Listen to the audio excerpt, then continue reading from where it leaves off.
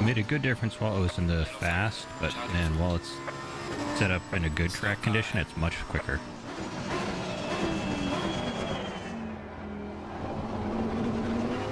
But at least it doesn't feel like it's washing out all the time.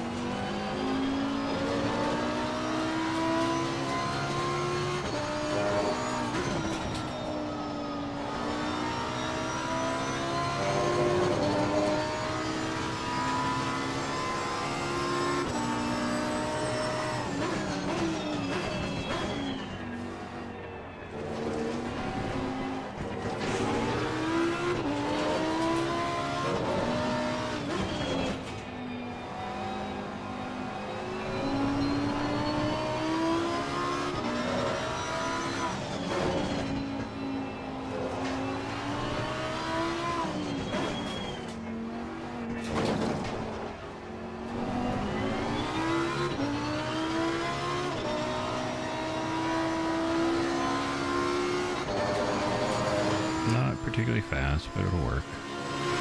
I don't think the fastest step so far. I just gotta go faster.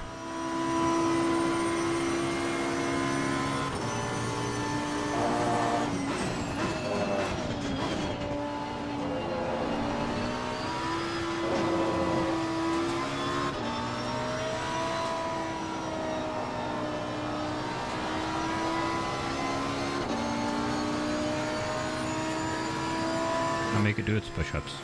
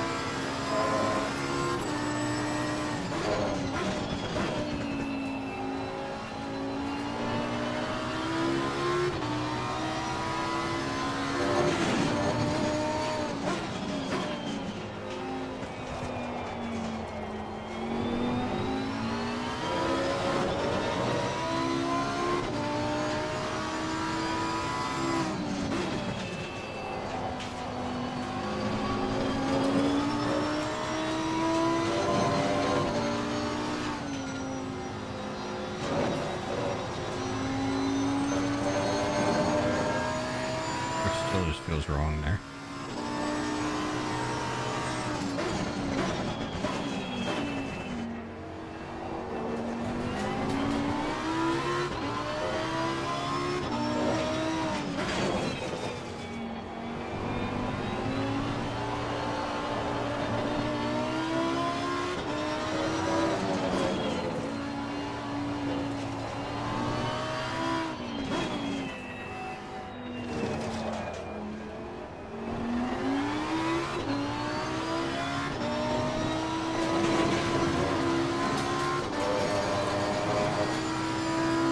Very ugly.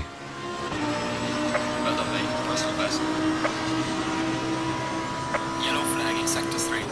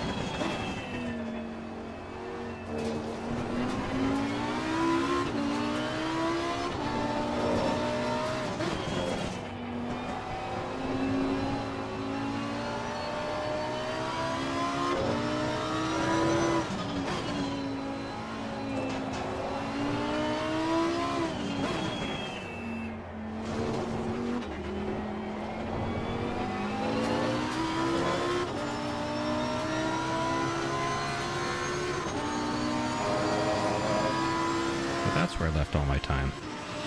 Well done, mate. The fastest lap so far.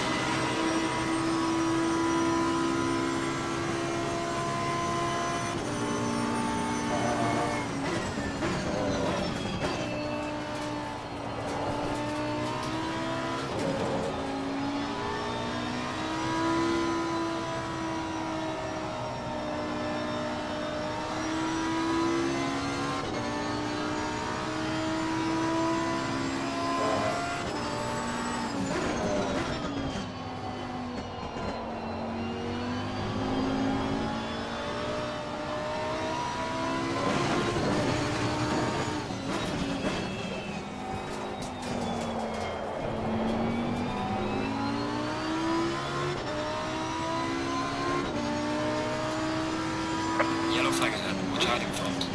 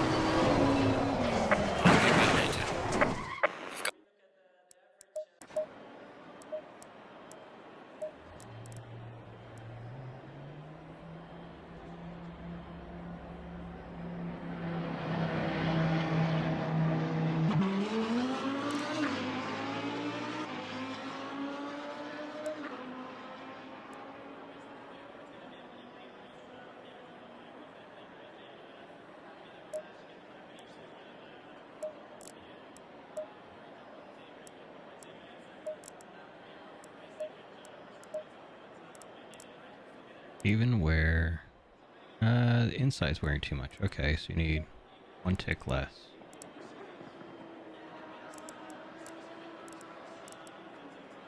Your inside is wearing, so you need 1 tick less.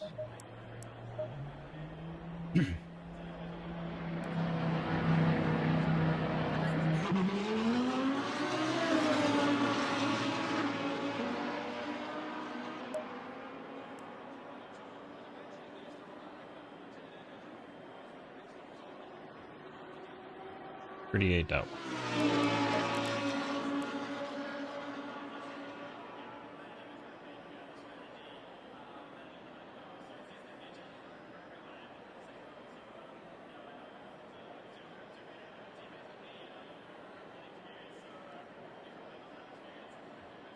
Right.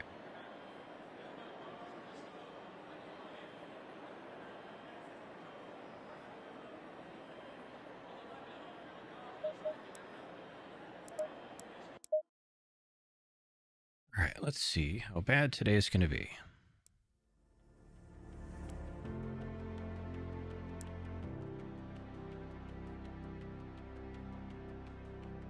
Come on.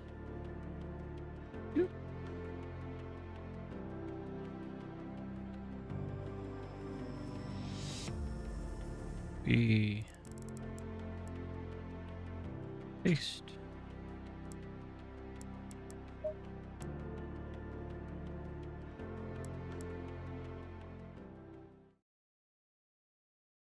Green light. 2630. So load. Save. Load. Thank you. Yeah.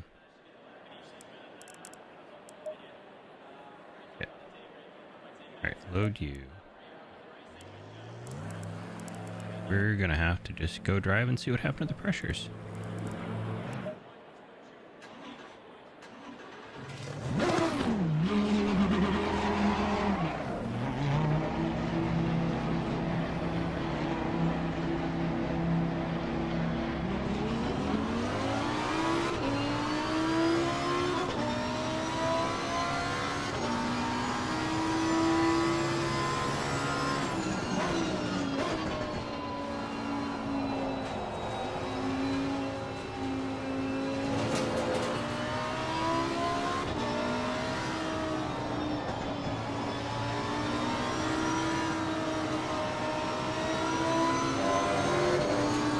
Car on the left. Clear on the left.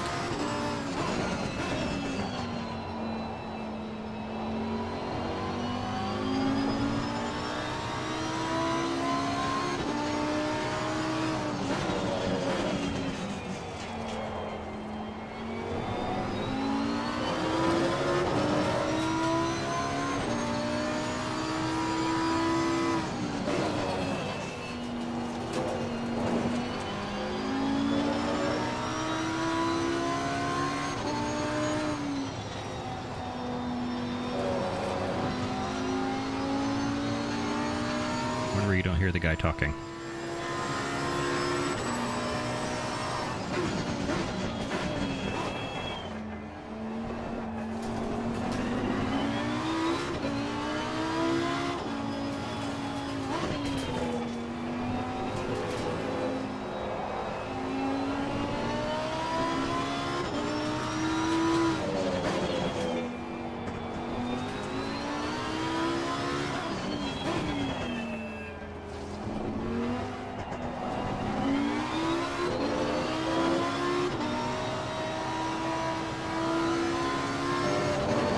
It's funny how much happier this thing is at 540 locked than 620.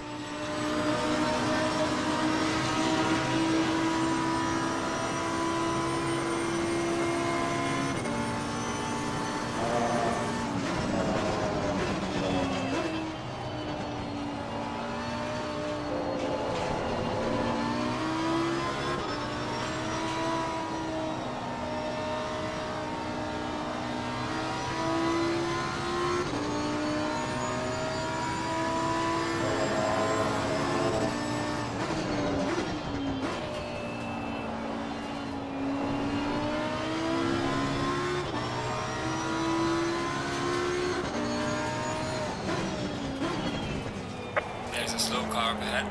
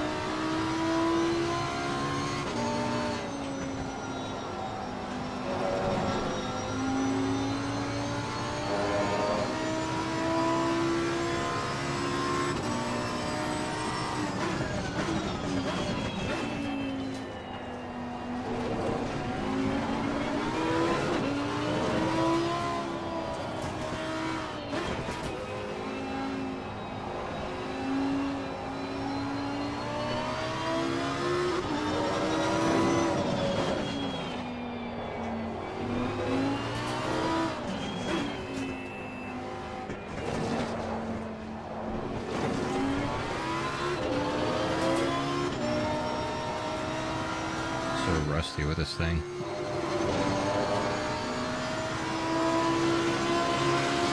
I don't think the fastest lap so far.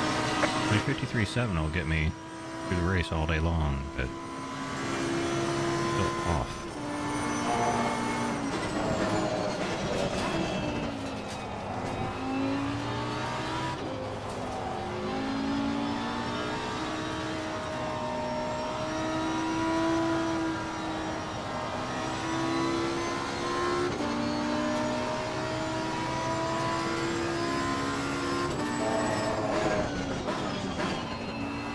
Yellow flag in sector 1.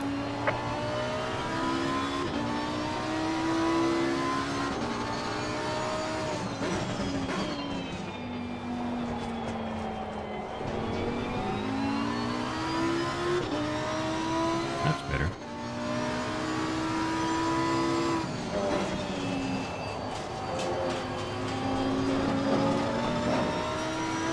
Much better.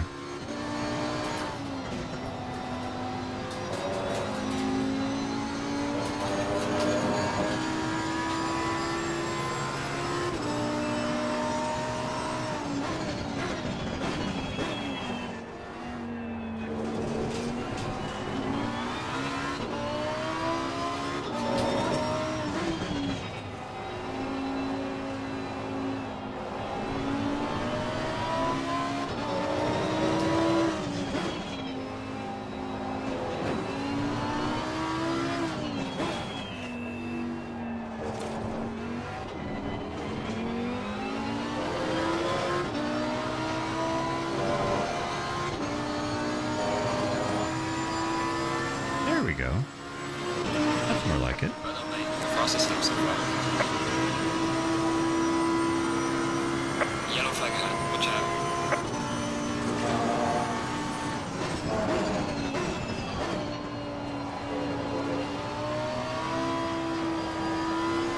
Yellow flag in sector 2.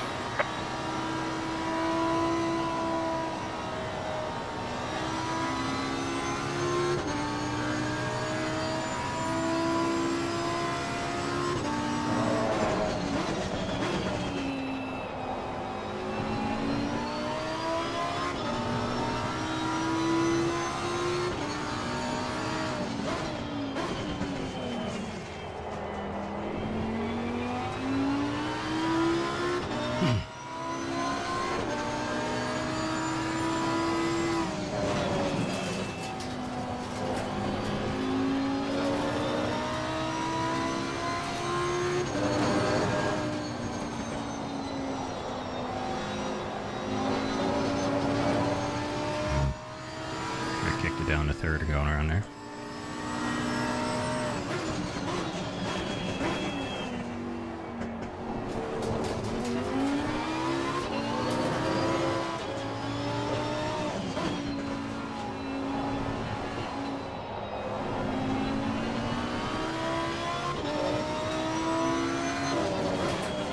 Oh, overcooked it.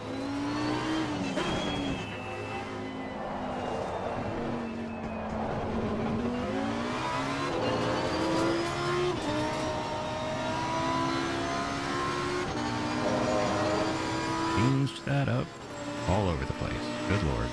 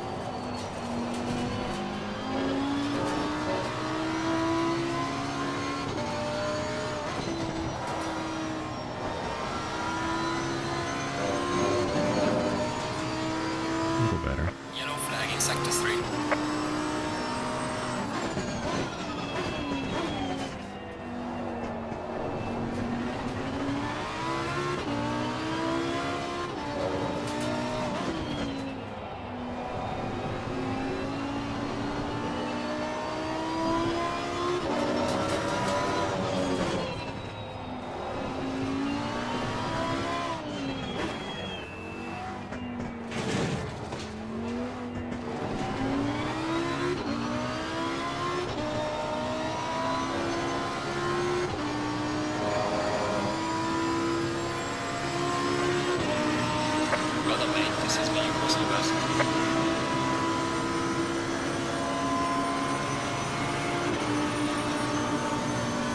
Car on the left. Clear on the left.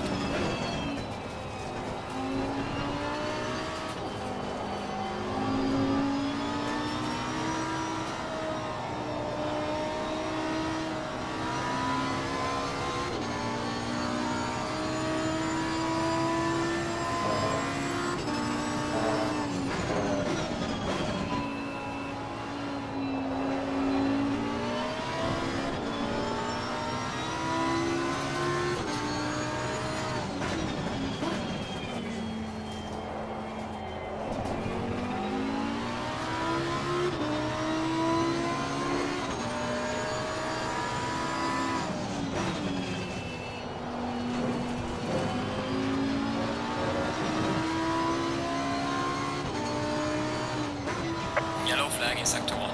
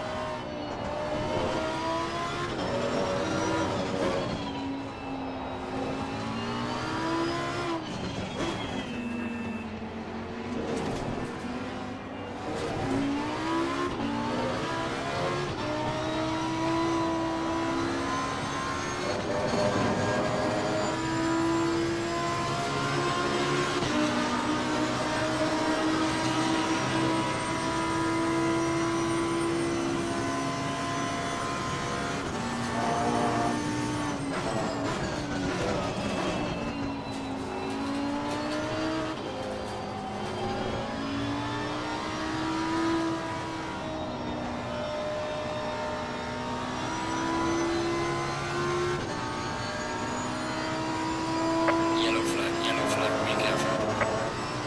Yellow flag in sector 3. There's a slow car up ahead.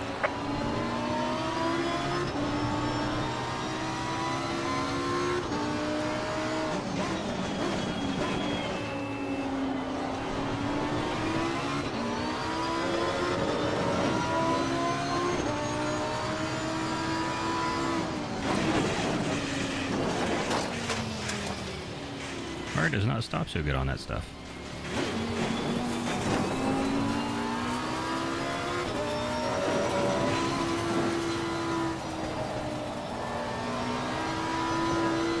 Well, kinda.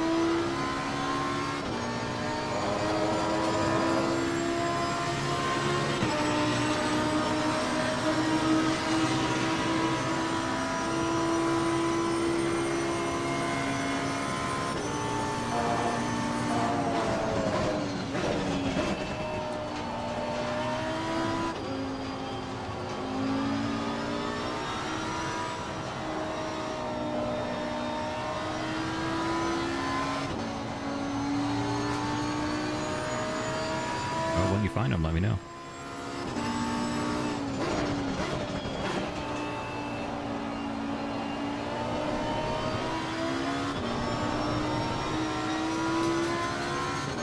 Yellow flag in sector 3.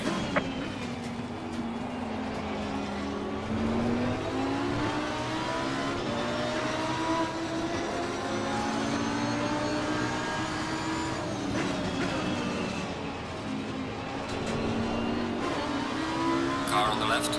Clear on the left.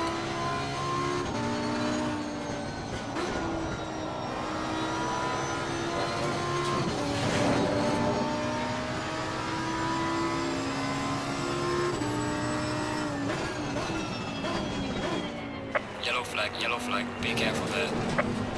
Car on the left. Clear on the left.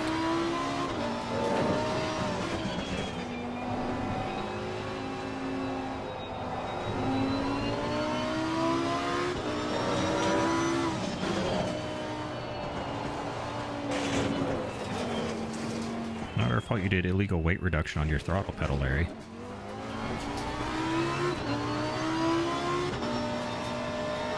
Your throttle pedal, Larry.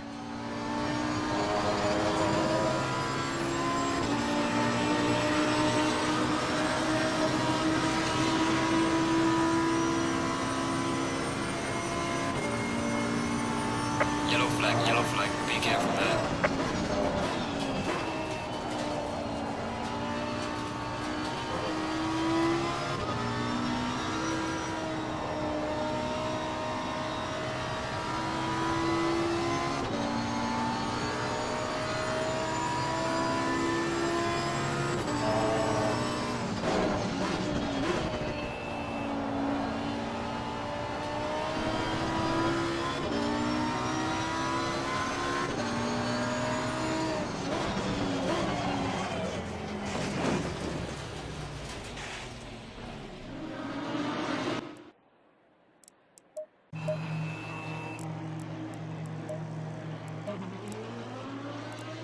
Need a 27.7, 28. Good. Computer there. And set that longer so I don't have quite so many files getting generated. It's good. No graining, no blistering. Good. 2.7 per lap. Lap is at... How many liters should I be carrying in this stupid thing? Let's calculate. I have...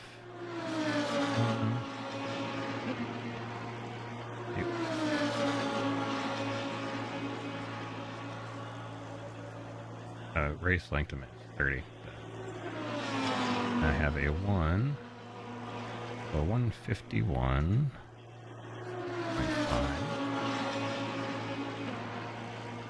Fuel per lap is 2.72.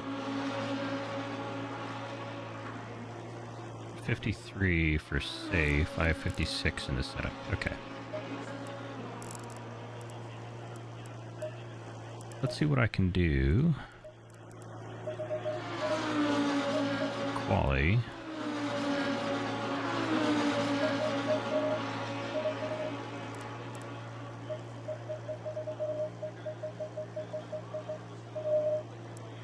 I have no wear on any sets of these tires. Okay, so I was on 4. Light graining. Yeah, that's okay. 2 to 5. Okay. Alright.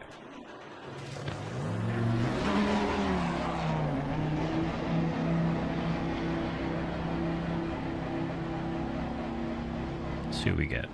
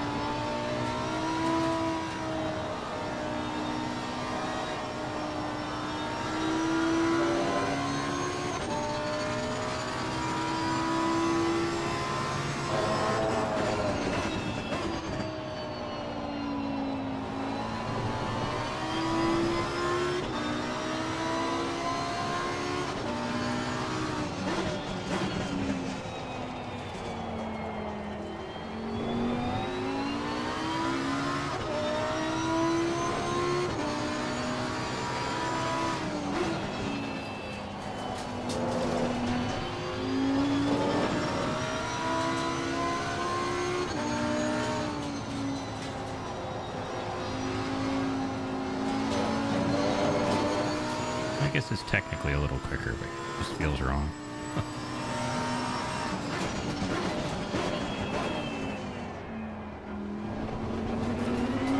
Yellow flag in sector 2.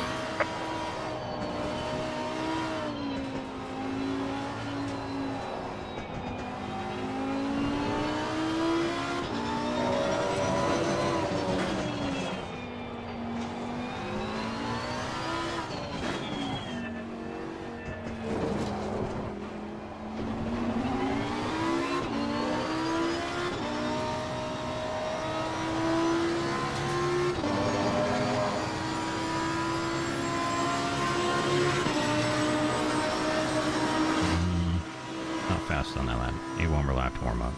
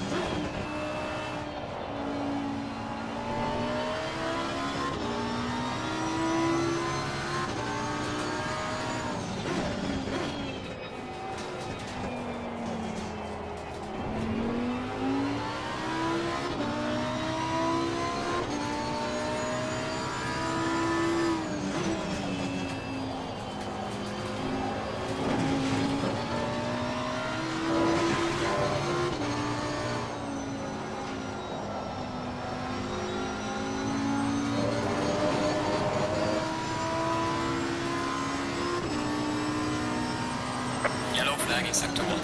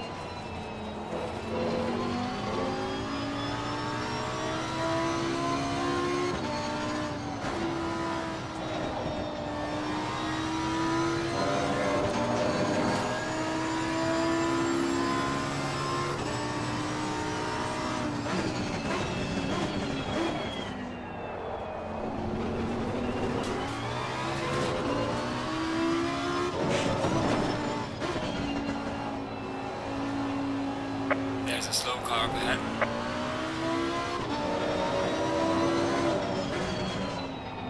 Yellow flag ahead, watch out.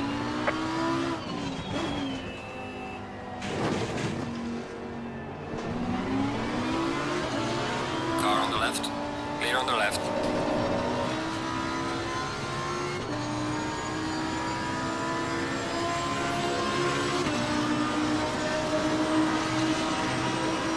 Definitely still a green track though.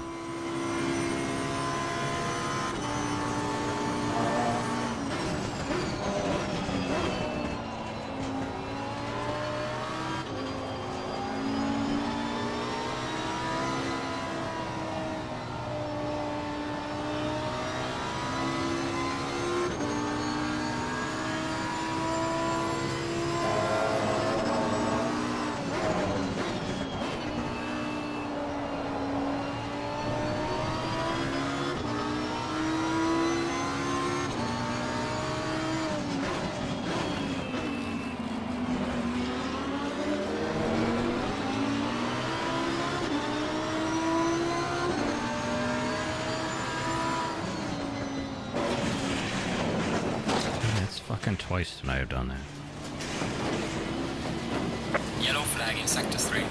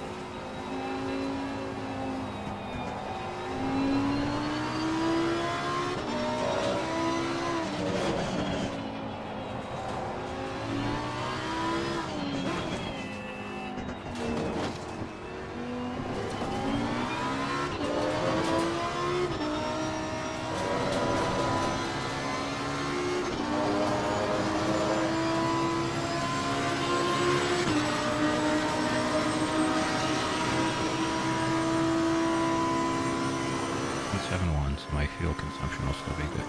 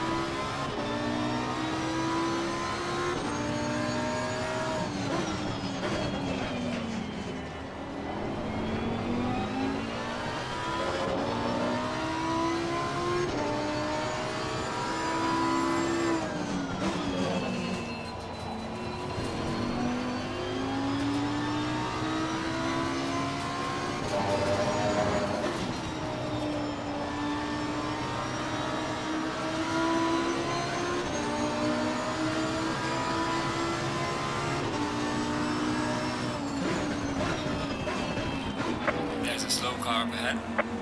Yellow flag in sector 1.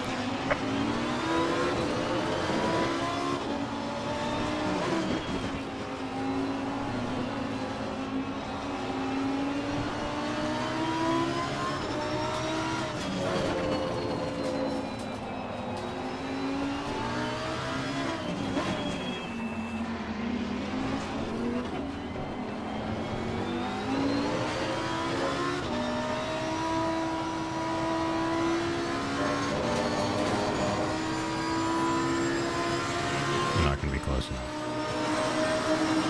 So, they're fucking ruining my laps. Ugh.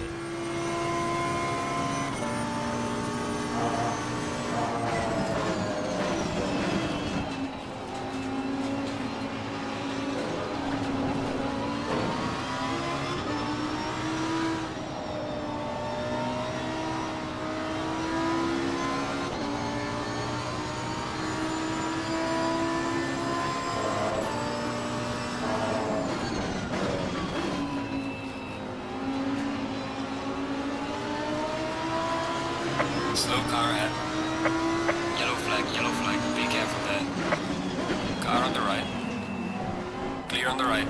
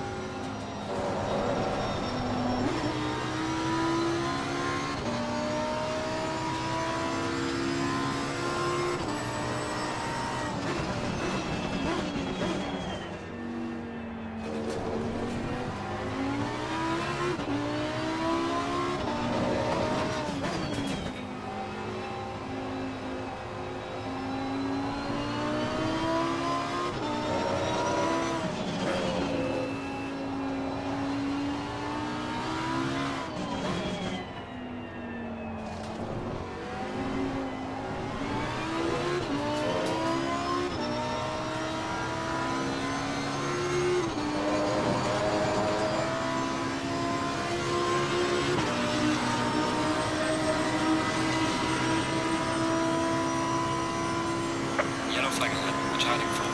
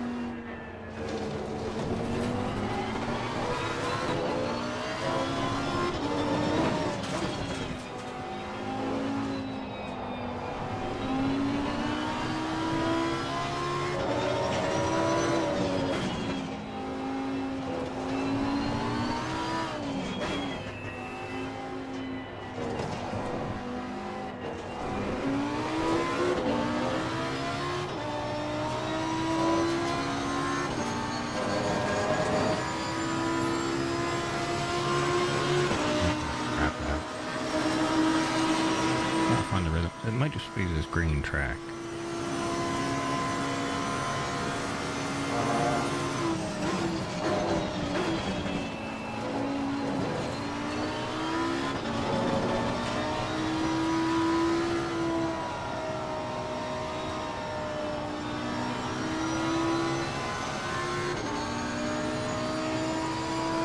Time's definitely there.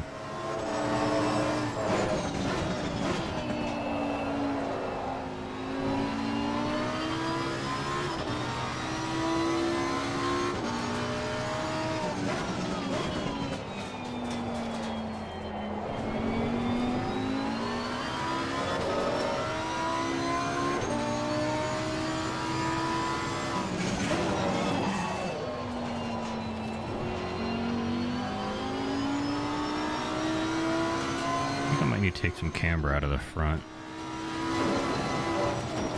I wonder if that's going to help with my locking up.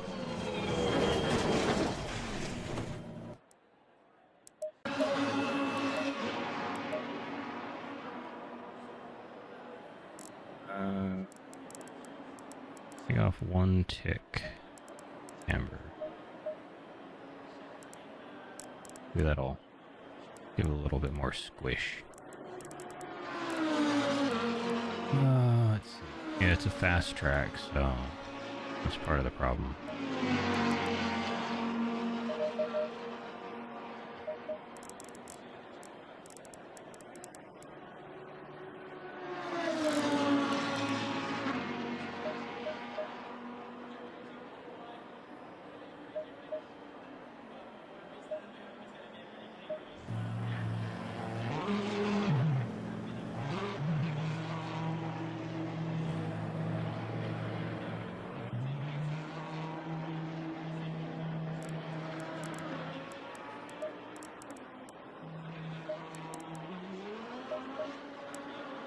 Let's do this. Let's go save you 25-2.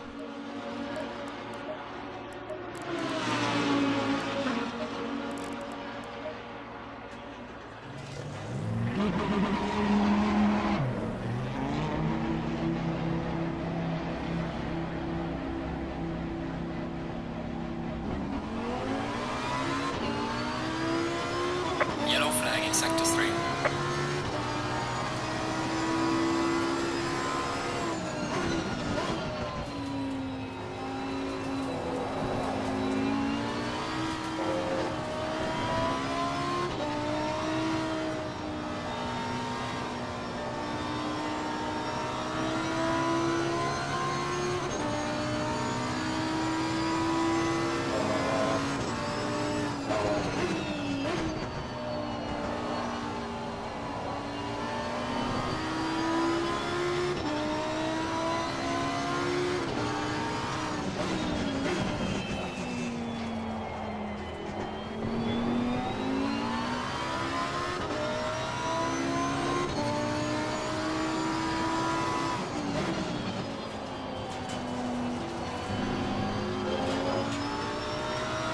That definitely feels a little better.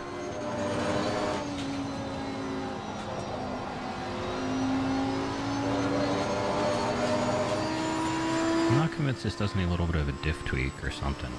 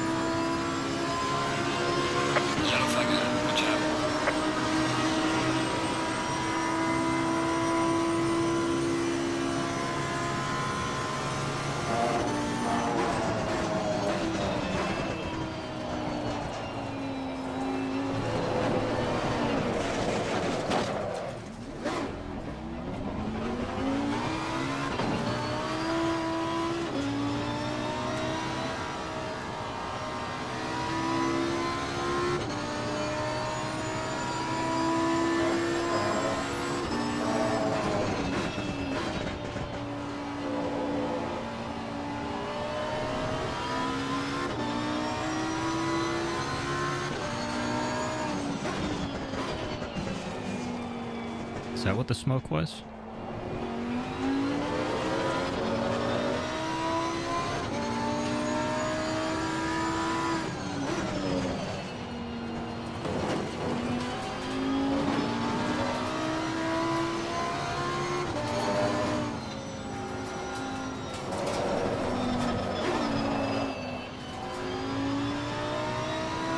I'm only technically a coach.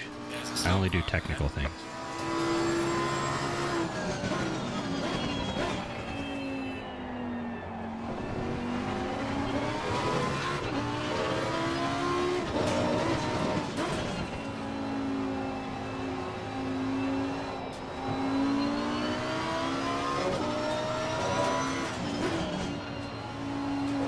Yellow flag ahead, watch out. Slow car ahead.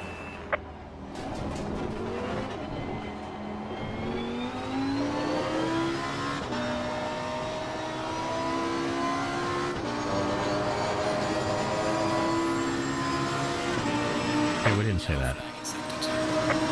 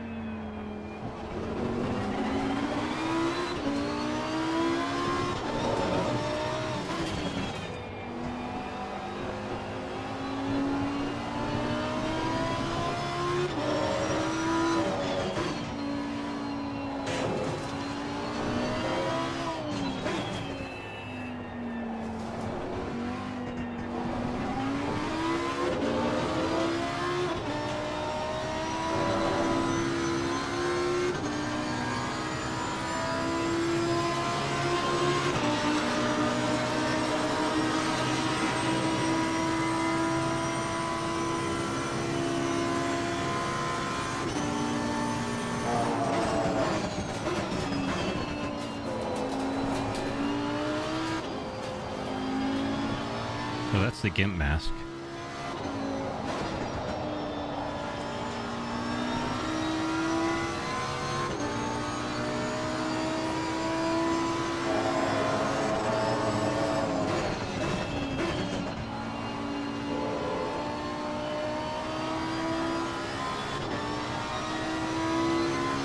Yellow flag in sector 3.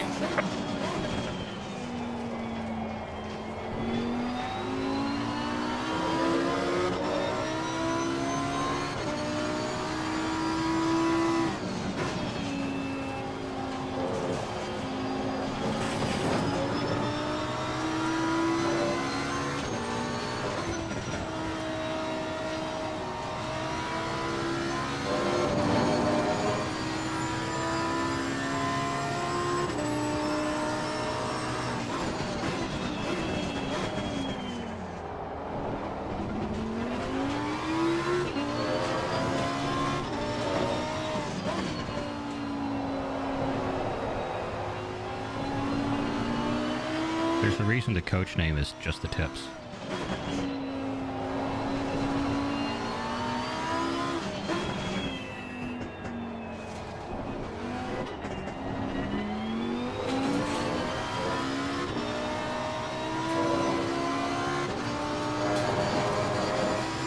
Thank God, a track that's not green.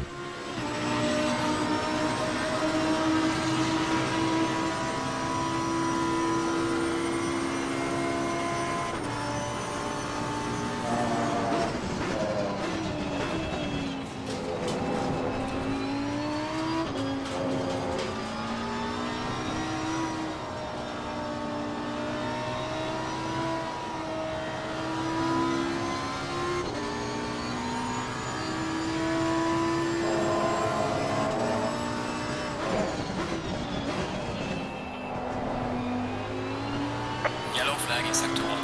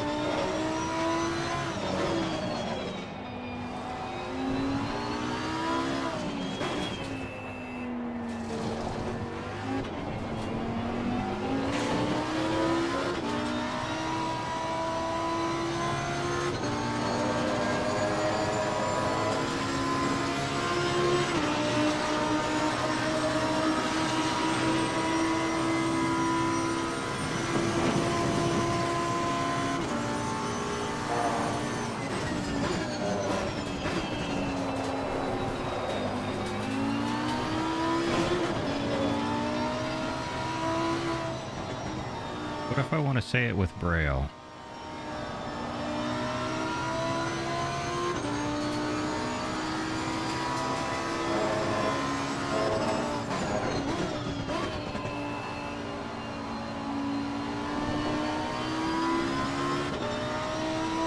I mean, we caught the big one.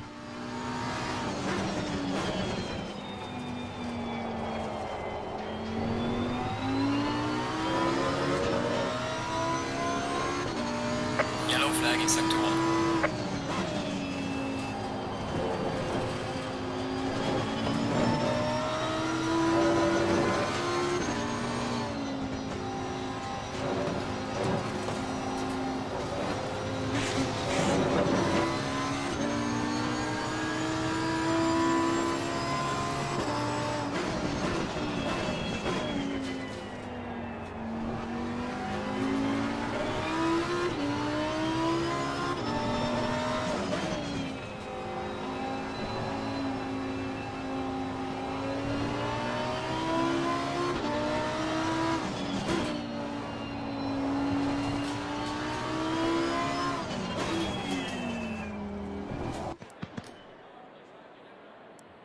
Green light, go, go, go.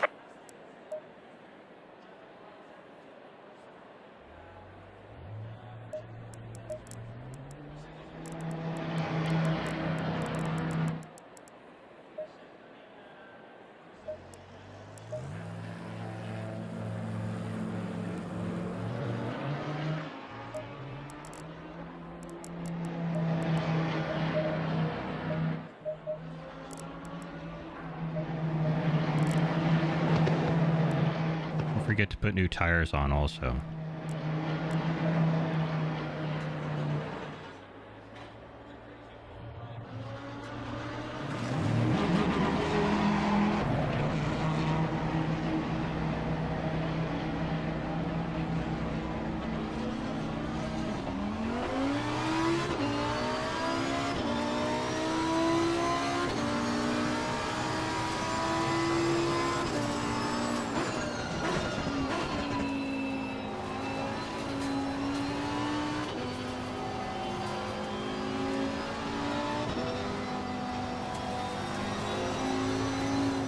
There's a slow car up ahead.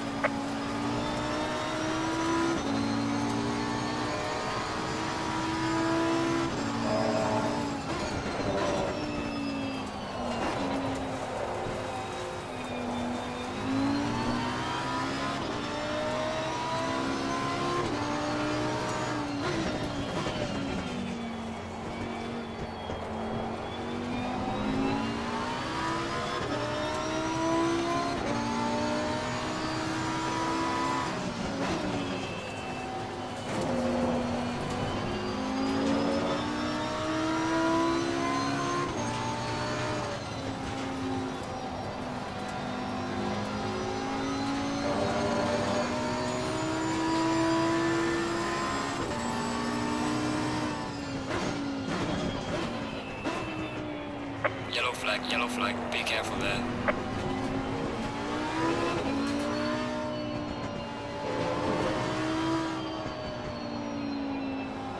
Man, how are you doing?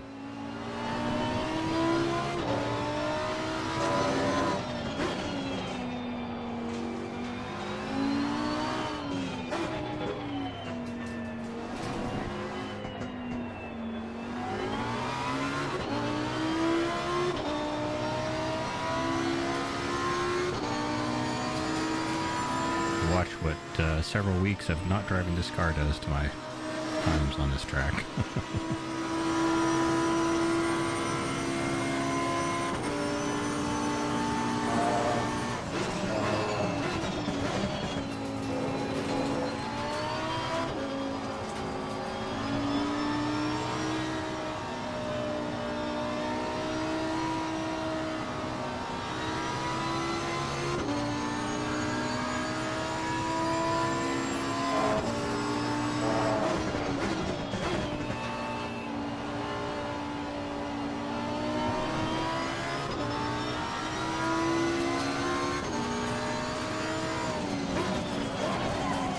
God damn it.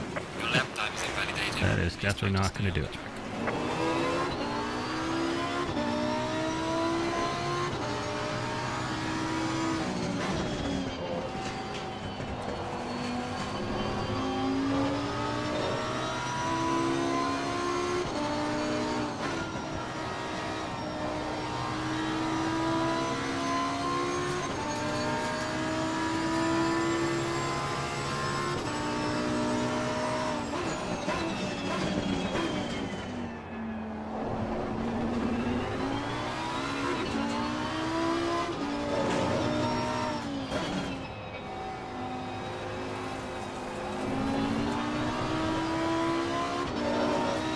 Slow car ahead.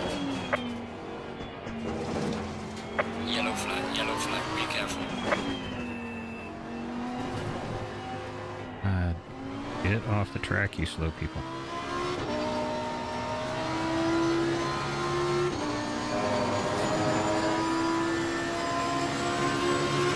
I clearly do not have the right tire pressures right now.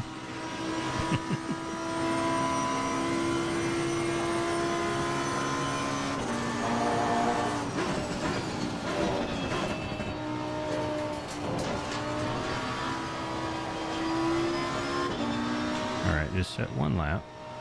Nice and safe. And then go back and fix the pressures.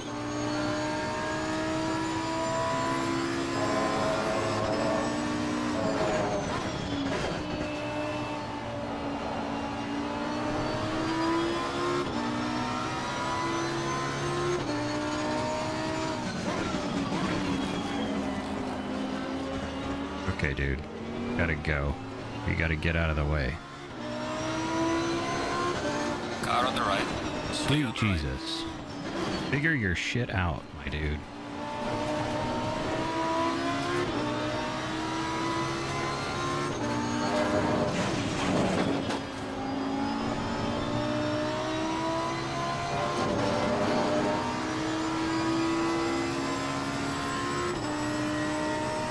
Yellow flag ahead, be careful.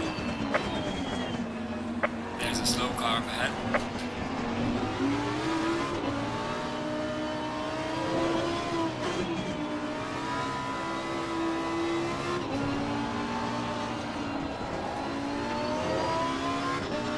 Yellow flag in sector 1.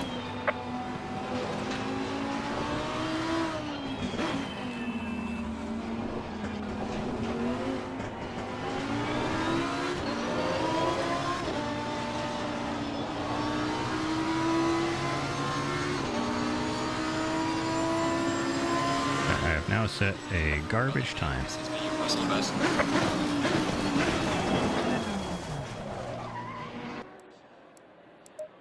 Turner garage setup. Current setup.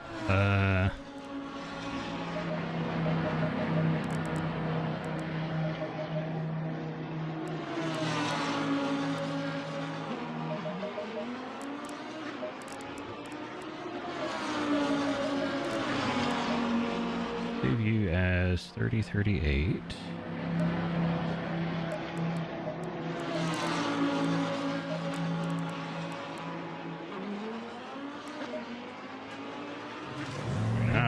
see if we can get a lap in.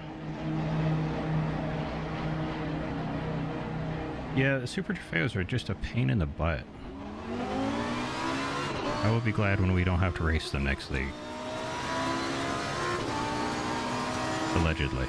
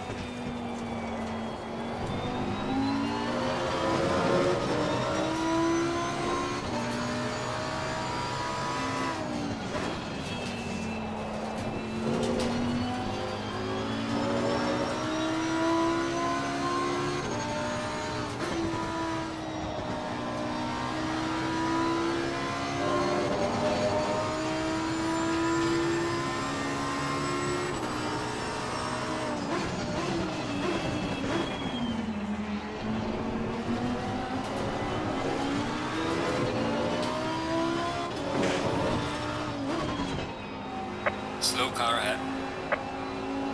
Yellow flag ahead. Watch out in front.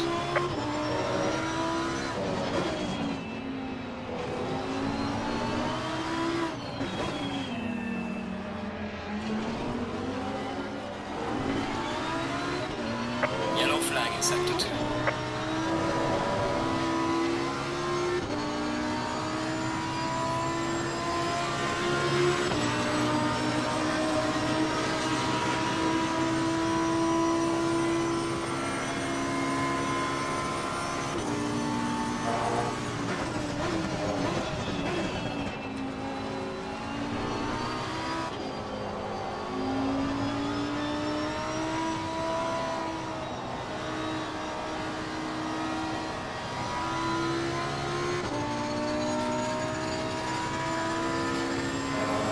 Yellow flag ahead. Watch out.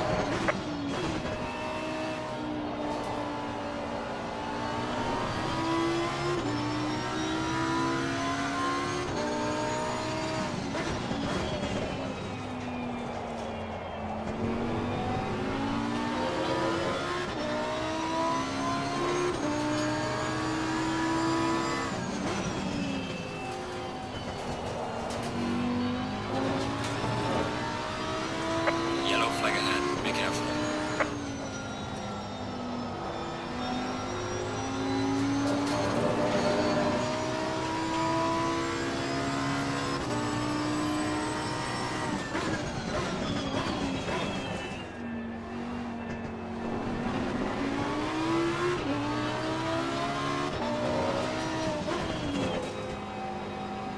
It's one of those, I won't necessarily regret having spent time on the Super Trofeo because it exposed a lot of setup stuff to me, but it is not a fun car.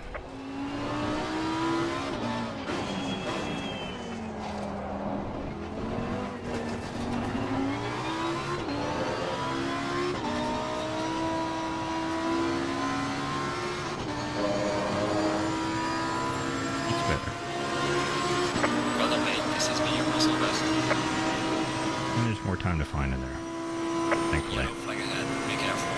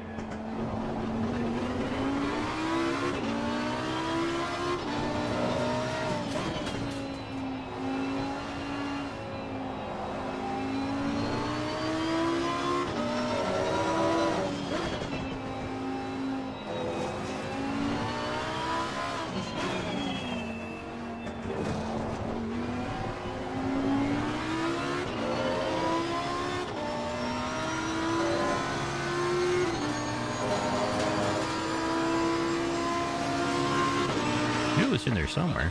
This has been your personal best.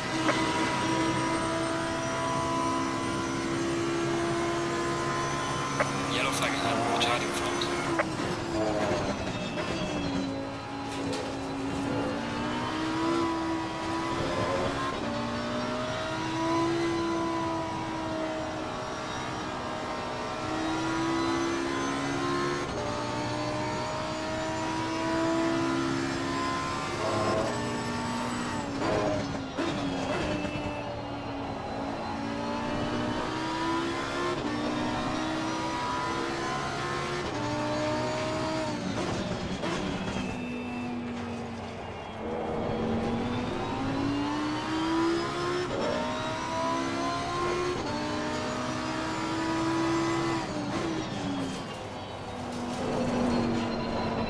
Nope. Not gonna happen on this lap. Yellow flag in sector 3.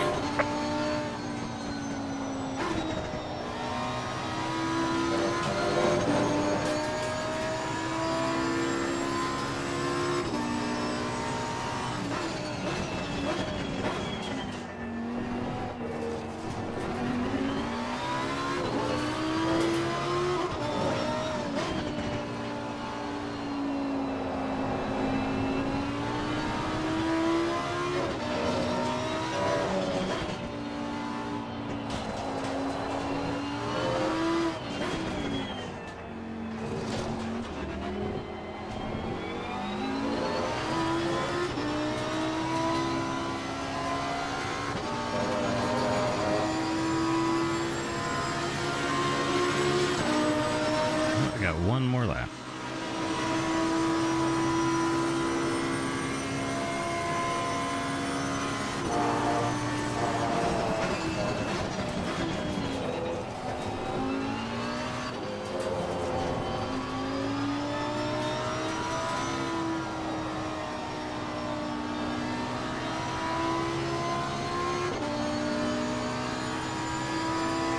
See if we can do this.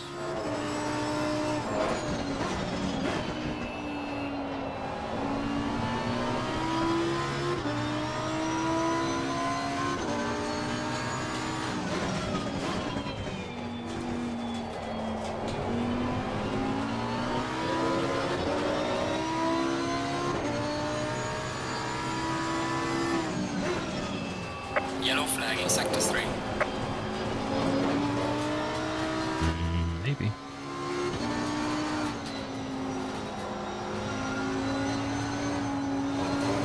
Nope. Wait a minute.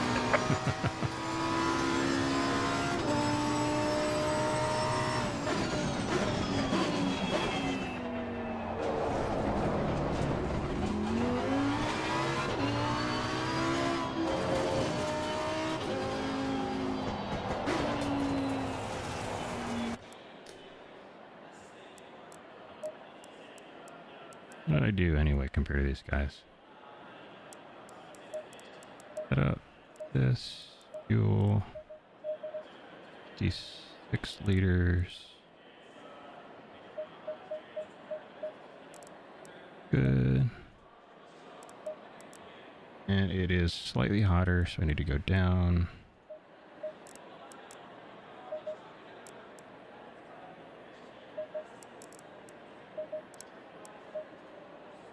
Save you as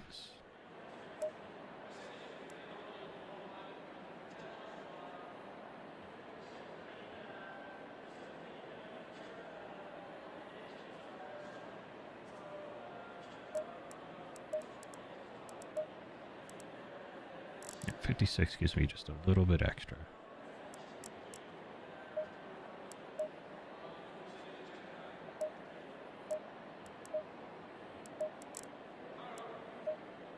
Make sure you take a good dump before you leave and you'll be fine.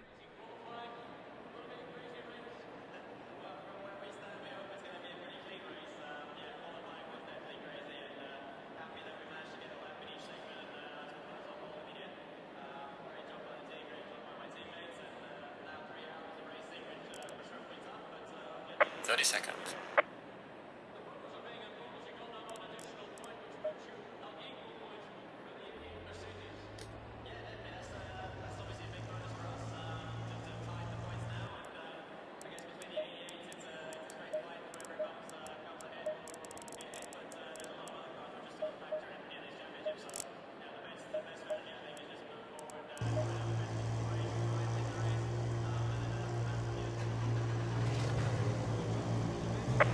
single file.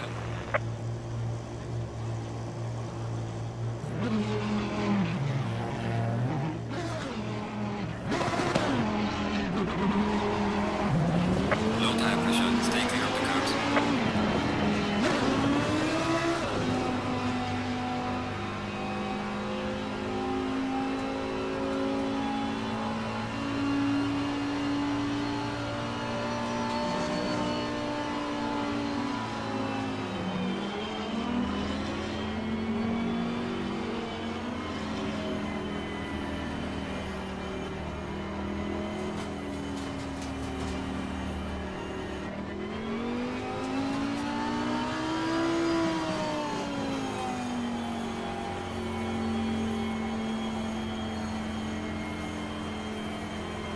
Now it's just a question of see if I can actually maintain this spot in the race itself.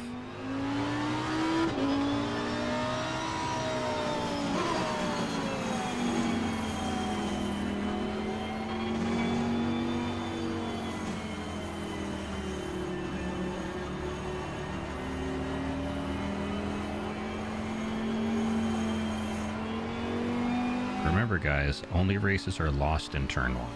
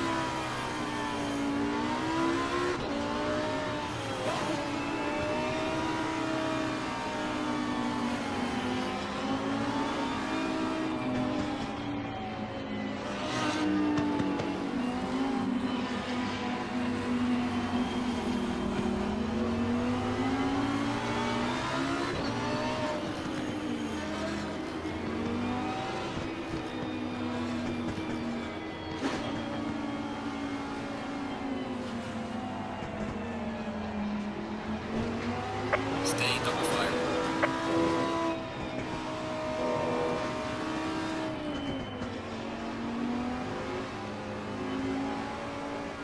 It's an important one not to tempt fate on though.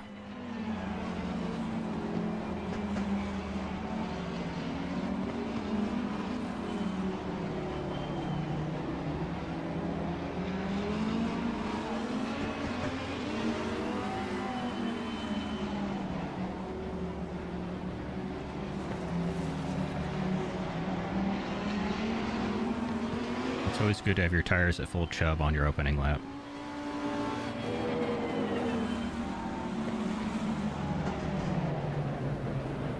I mean, if you're running on these donuts for more than 4 hours.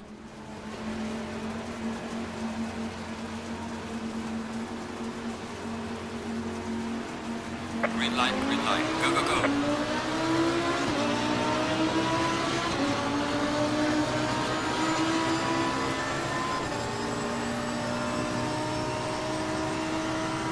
Car on the left. Clear on the left.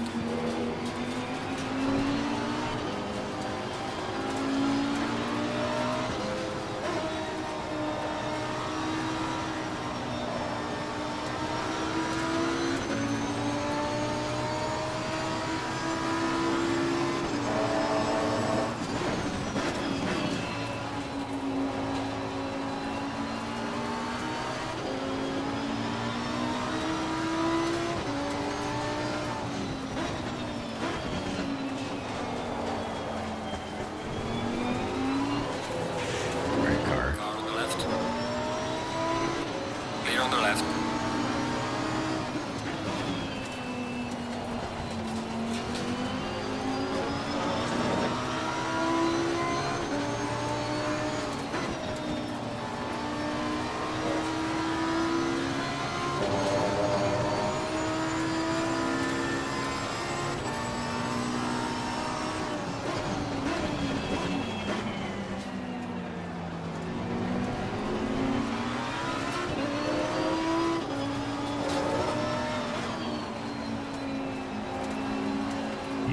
is going to have issues. I have a feeling. It looks very squirrely right now.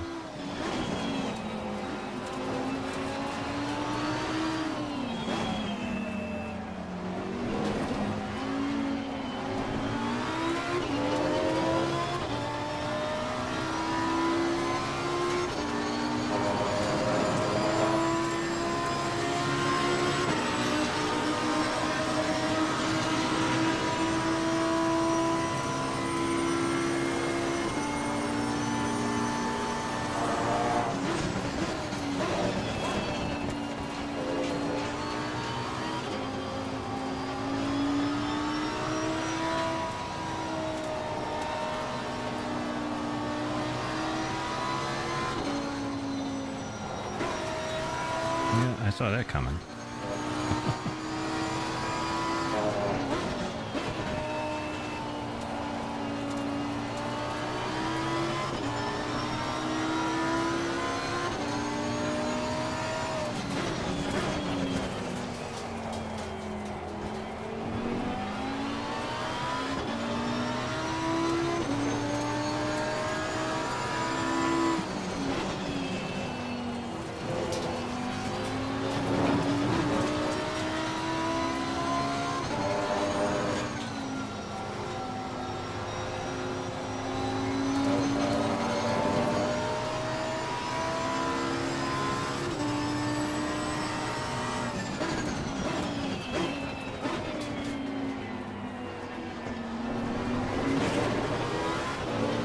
Warning for exceeding track limits.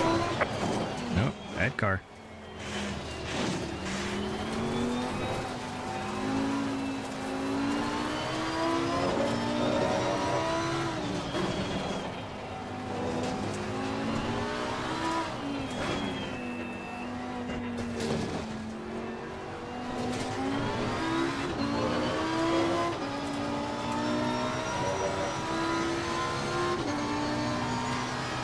Alright, now let's get settled in. Well done, mate. Personal best. This is a garbage lap and you know it.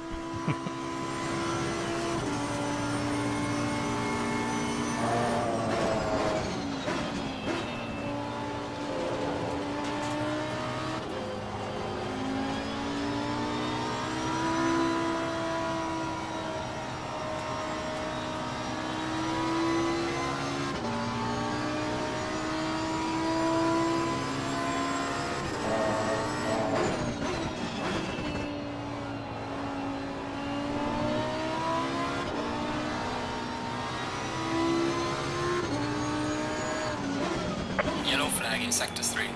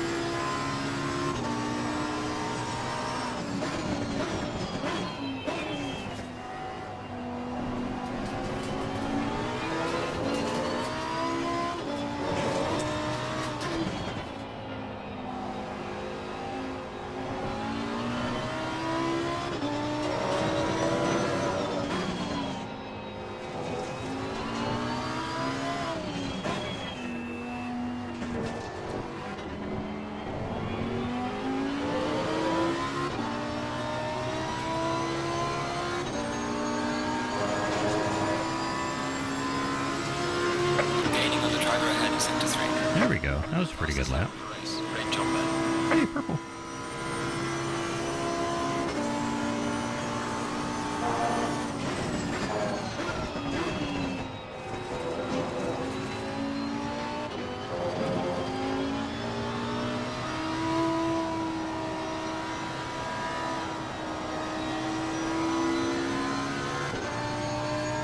It doesn't help that my front tire just slightly underinflated.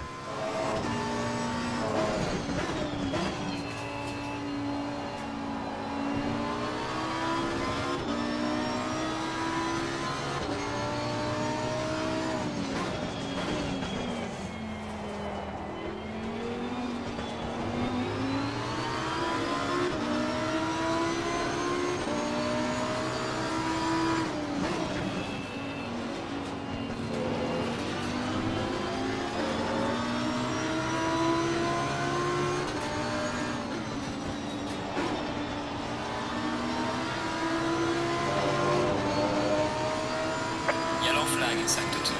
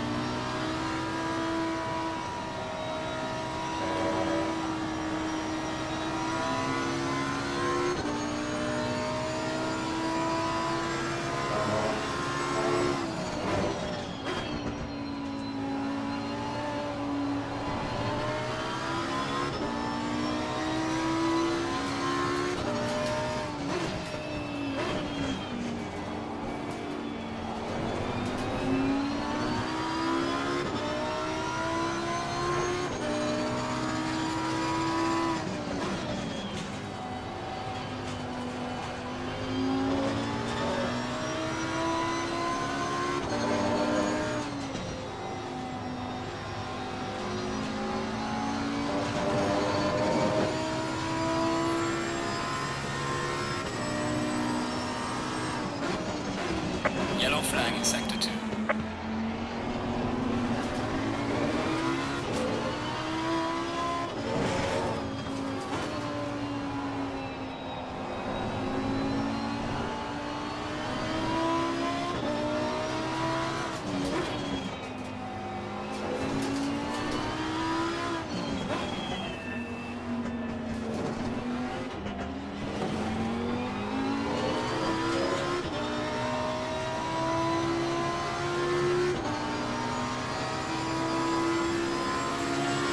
Falling behind to the car in front in Sector 2. Yeah, I know.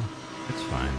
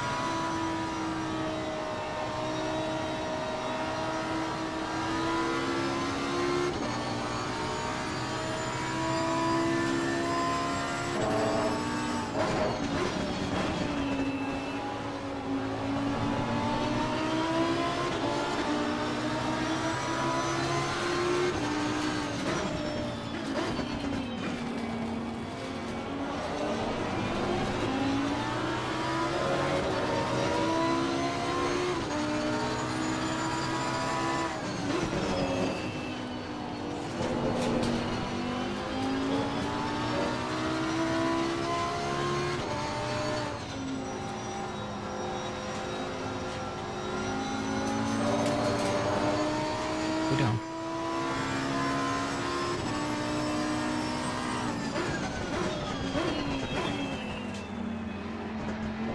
Oh, it's like, you want to let me outside, right? I'm like, no, not right now, buddy.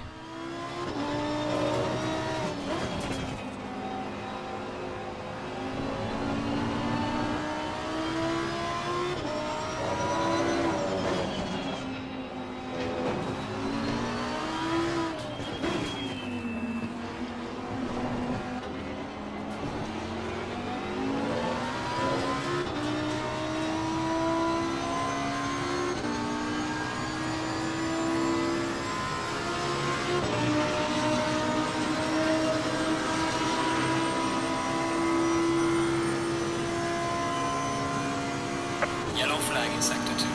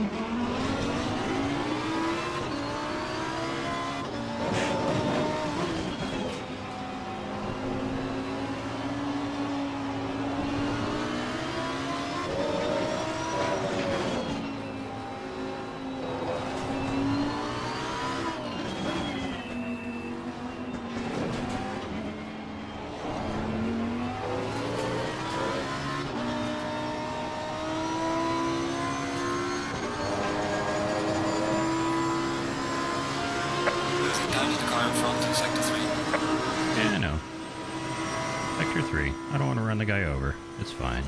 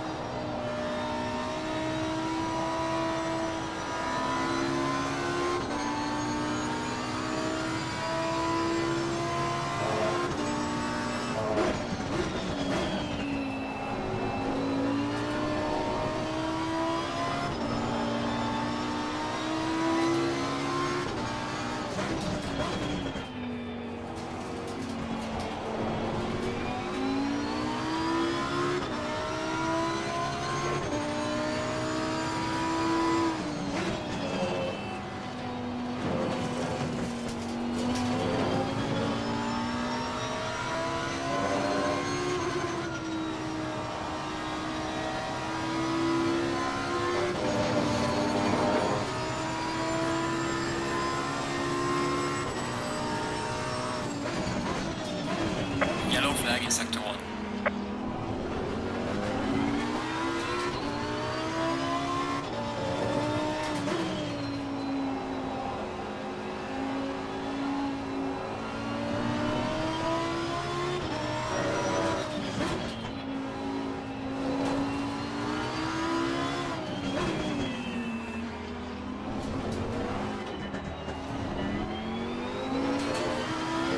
We're at the halfway mark. Keep pushing.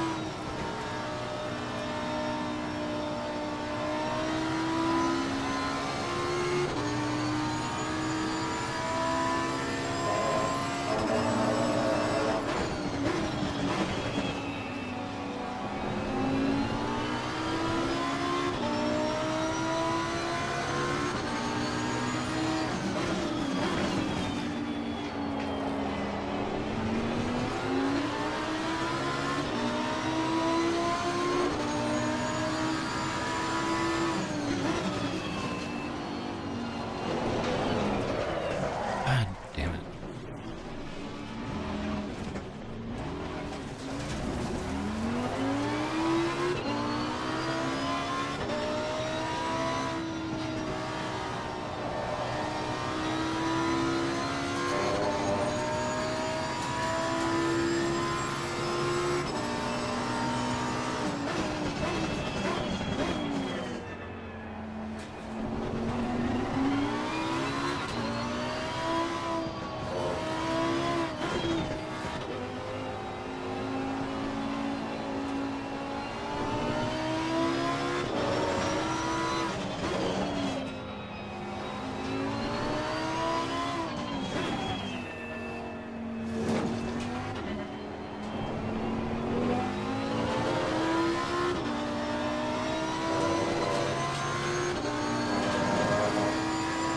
They're running 52s. I catch them. They're going faster. Wait on.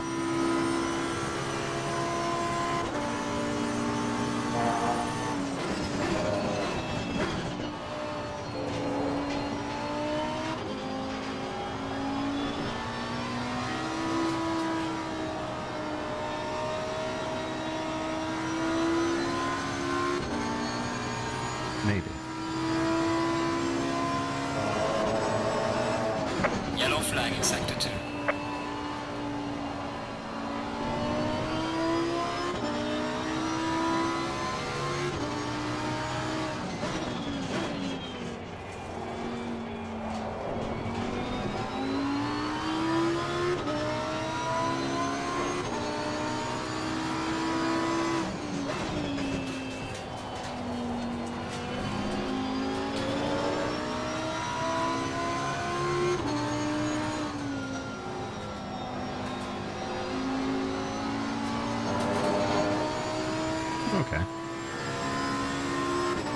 great, but okay.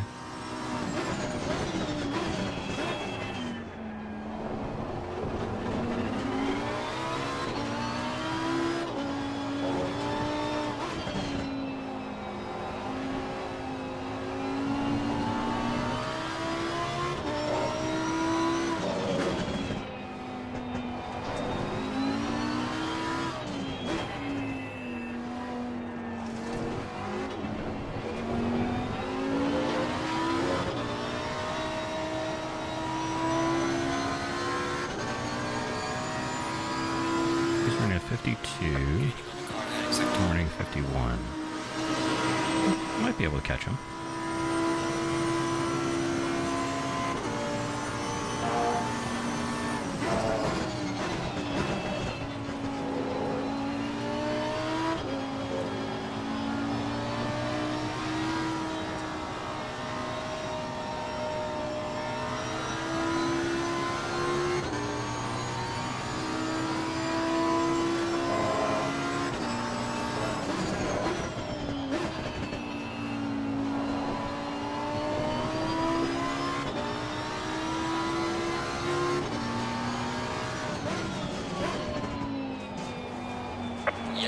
Yellow flag, be careful.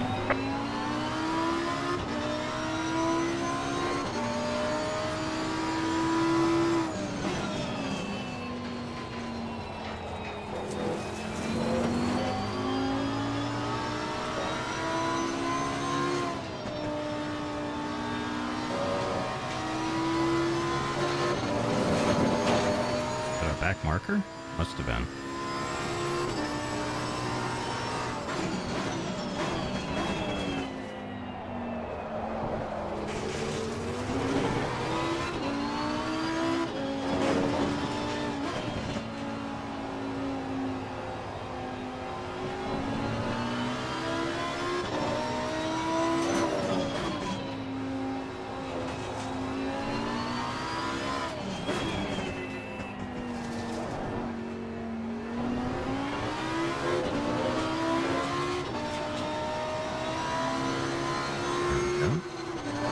Better, except for the whole forgetting to shift.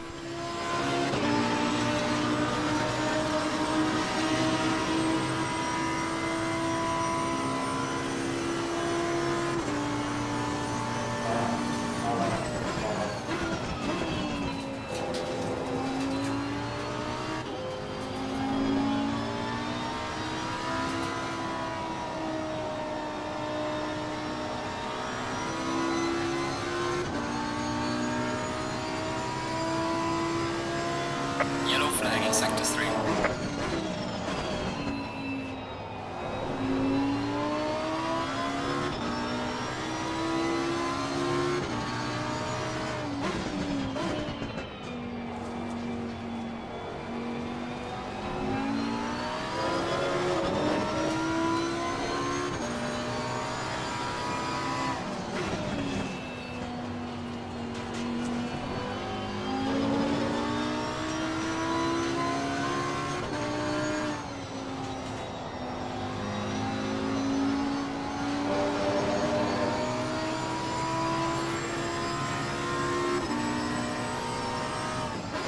There's a slow car ahead.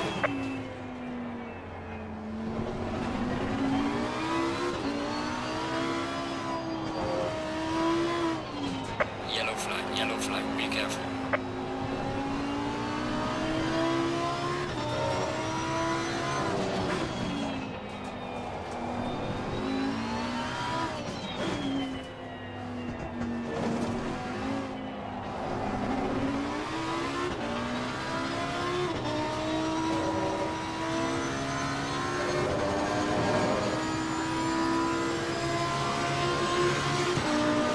Didn't lose any time that lap.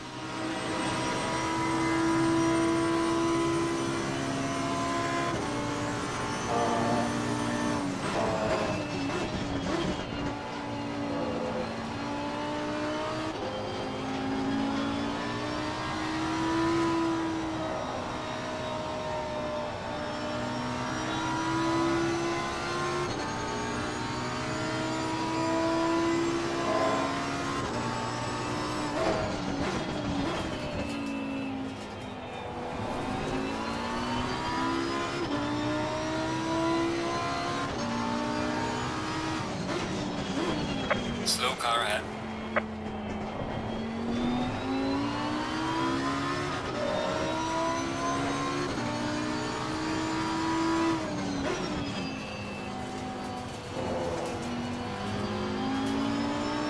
Car on the left. Clear on the left. Sir?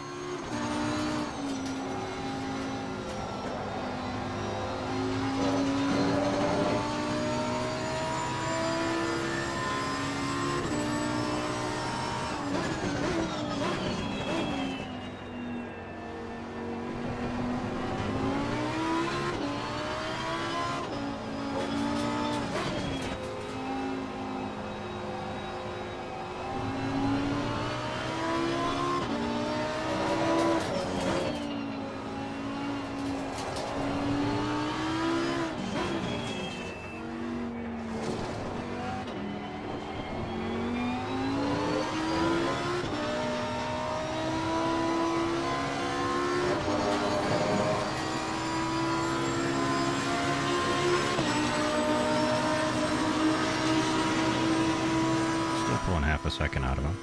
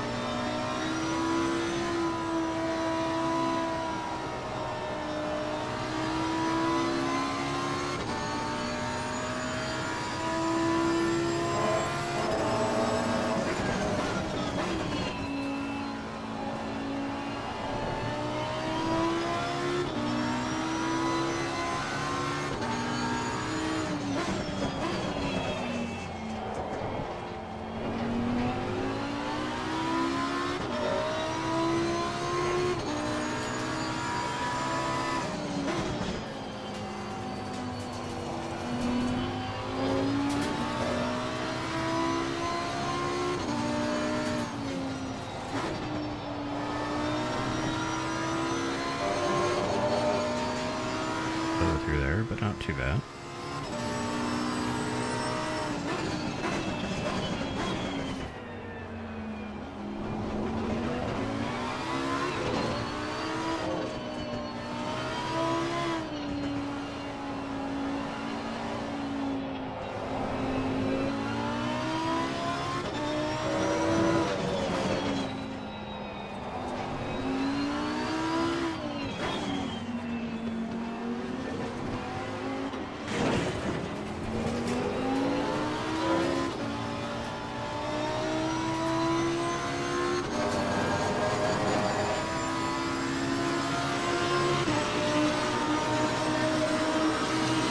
Yellow flag in sector 3.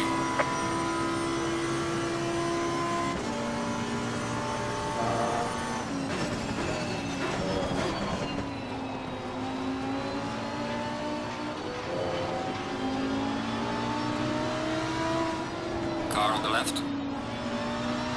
Clear on the left.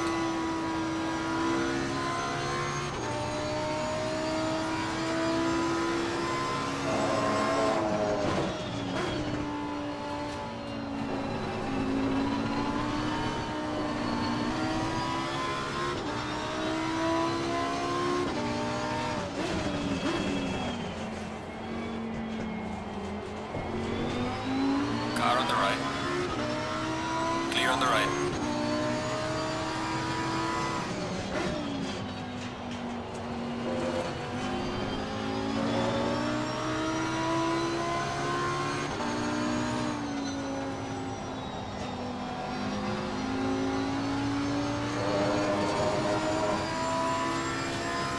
I'll take it.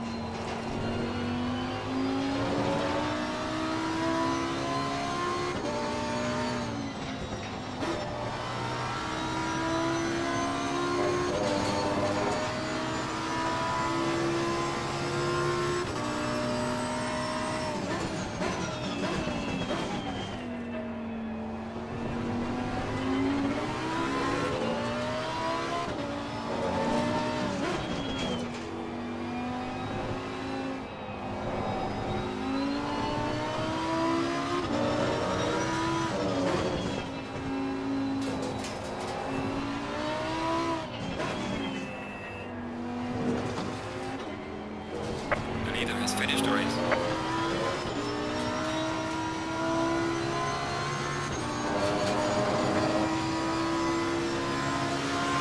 Excellent job, man. P2. Well, Tactics, my friend. get back home safely.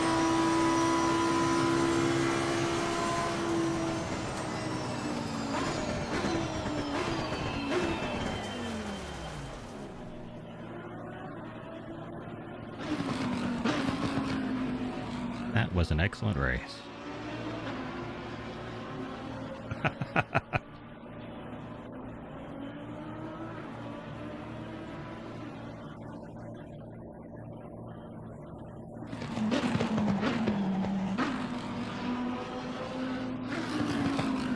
I let Larry be the police, and I just quietly walked by and took your wallet off the ground.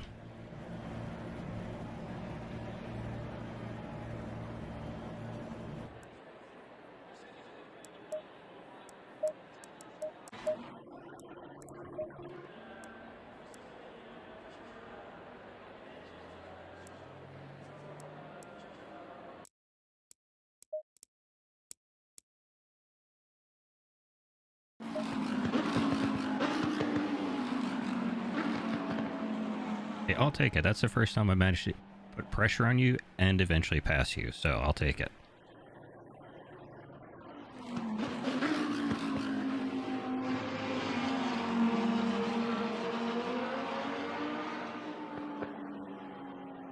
Yeah, for those who haven't been here before, we usually do a sort of debrief on Discord once we're done with the actual race itself.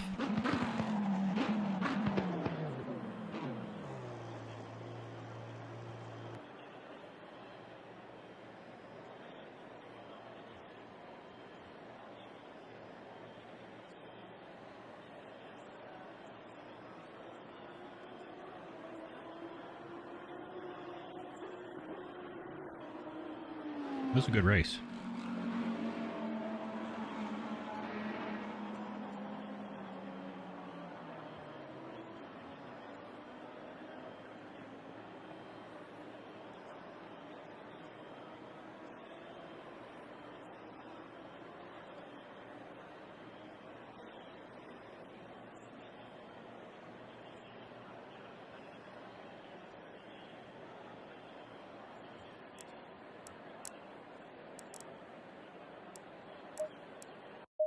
All right, so let's see.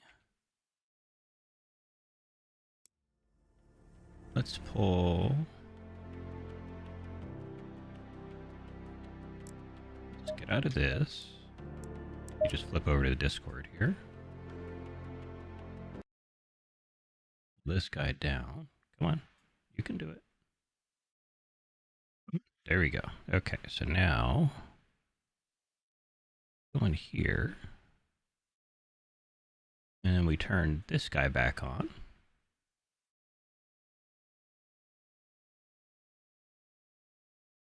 Properties, you need to capture Discord.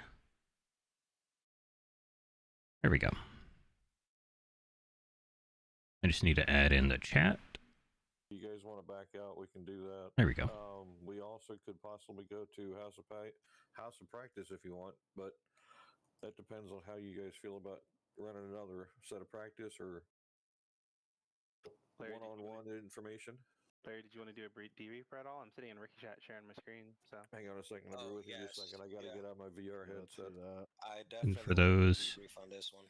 Pretty much what we do after everyone. I apologize in advance for every mishap I had. for those that are not wanting to look in Discord, I've got it up on the stream as well. Ooh, good call. I'm actually going to jump over to the replay thing so the server doesn't get mad at me. This is Alrighty. much better post-race discussion than you know. You suck. I got hit. Bleh. You've just ruined my chance at a scholarship for the AlphaTauri. That's fucking Oh yeah, hilarious. your digital Lamborghini's Oh, on that's ruined. Oh great. no, what are we gonna do? Right, It's a real simulator, Mom. That means I could get in this car in real life and drive this fast. Alright. I'm trying to see what happened to Mr. Credible. So lap 4, car 42, I think that might have been my fault, so my bad. I'm really had a not rough sure last about that. one. I think that's on me. It was too aggressive from me. Oh, there it is. I found it. Yeah, no problem. Yeah, it happened. So who are we watching? Are we watching Davin? No, this is Mr. Credible. No, I meant, are we watching who's your the feed? Is 47 what Oh, car? I'm I would sorry. hope so, because I'm just Okay. sitting in stream for no very good reason. I've been saying it like 3 or 4 times, like, hey, you guys want to look at this? You're like, we should do something else. I'm like, screw you guys then. Okay. No, I definitely want to see this. Oh, yeah. Yep. Cold tires, cold Oops. brakes. Ooh. Yep, just a dink. That happens. Now, one And- of the things we have to remember is some of the physics here in ACC are a bit weird. The reason why I said that because that was a bit of a touch, and we are heading from the inside to the outside. But watch his card disappear to the left. It's like, see ya. It is a full yeet. That was a bit of a doink. That wasn't my very. That That harder wasn't than very hard. impact. That sends was- him flying. Yeah, that was a doink followed by a yeet. So- the shadow realm with him. One of the things that can help on this, so how many of you guys are actually on your opening lap are dragging your brakes and getting your brakes super, super hot to heat your tire cores up? I'm dragging them all the way up. Yeah. Okay. It, like getting the brakes red and the tires up to like 29 or 30 by the time you have to go double file. Should be everybody, and I do mean everybody. Yeah, I abused my front brakes on the warm-up lap. They're red and screaming, and then on the last sector, I cool them all down. All right, let's see. Put that away. All right, who else has one? And use brake magic. So who was the 4.7 car? That was me. The Sub 9. 777. Ian, you were the 47 I hit? That's correct, yeah. My apologies. Send me your address. I'll put you on my Christmas card list. Oh, nice, nice. I appreciate it, mate, but it's just one of those lap line incident things. No big deal, bro. That was a rookie move, no puns intended. Do you happen to remember if it was at the beginning or the end? We're almost near the end of lap 1, and he's still alive, so I'm assuming it's probably near the end. Wait, what's this? Who was asking for something else to look at? The 47. I was looking at the 47, see where Oh they. no, that was that bridge incident. That was turn 3. Okay. I wish I could remember what fucking number I was. Looking, if you'll pull up the results there, Oh, they are. Davin, you can see cars. Let's see. Okay, 71. Got it. Okay. You can also pick your number, so if it's a number that you like, you can remember it. But it will auto increment them. 69 because I'm a child, but That's we all? fine. but it looks like Trimble already beat me to it. I actually kind of wonder what happens when you put in same cars with. Or multiple So cars with the same. yeah, so what happens is the first car that gets that number, then every car is incremented 1, either up or down. That makes sense. Oh, okay, I see. Does anybody have any questions? Anybody have any compliments? Yeah, I have a Did we see any question. lag or anything? I would like to look at. I was about to press Brian Nagy. I think it's the 5th corner. Where is Brian? He left. Do you remember what number he was? Oh, Well, if it was you, maybe I'll I find mean, you, this is- and then I can find Brian. yeah, I'm the 6th This is- one there. This is still lap 1, so he must have like bumped out immediately or something. Well, he was in the race because he showed like 22nd or something, I know he was in the race because I was in like 7th or 8th place. and ran him over. Yeah, well, I think Bumped I ran into him. him, yeah. I think I ran him wide.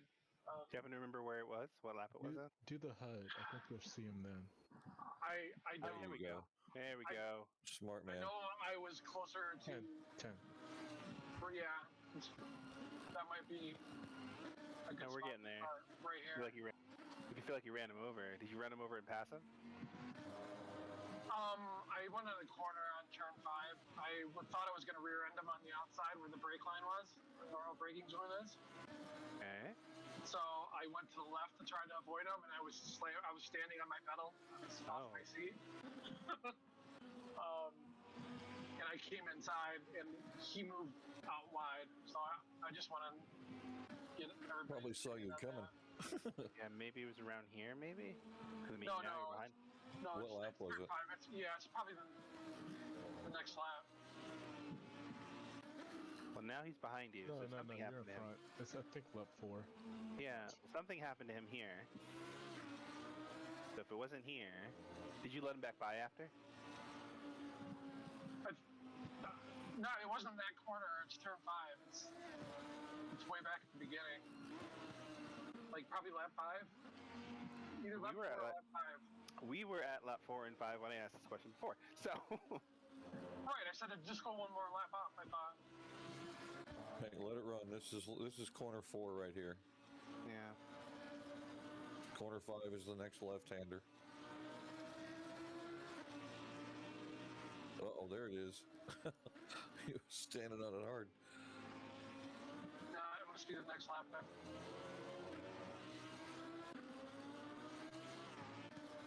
Yeah, it's right here. Oh, there it is. Yeah, I found it. Oops. No, this is fine. That wasn't a dive bomb, but it just Oh, pushed man, me that's out. clean. That's clean. Yeah, you never touched him. You got to the inside. I wish. He pulled over in front of me like really quick right at the end. This is like the second lap in a row he did that. So yeah, I was kind of prepared for it, but Nope, that's good racing. I had to really stand on my brakes to not hit him. No, that's considered an over and under. Yeah, you just undercut him. Unfortunately, I think me and Jeremy had the same thing, but I gigged them. Yep, I don't remember where it was. I think we were the only. I think it's 4. It's past us. Because I wipe out coming around the car. I passed Brian here. The turn, black turn into the straight at the end of the lap. I spun out on the inside. Yeah, but your line looks so smooth for this portion of the track. Oh, touch the curb. Yeah, I touched that, and then everybody went I have to by mess me. with the output volume on that, or I get blasted in my ears. And it upset the car. Yeah, I came in way too tight.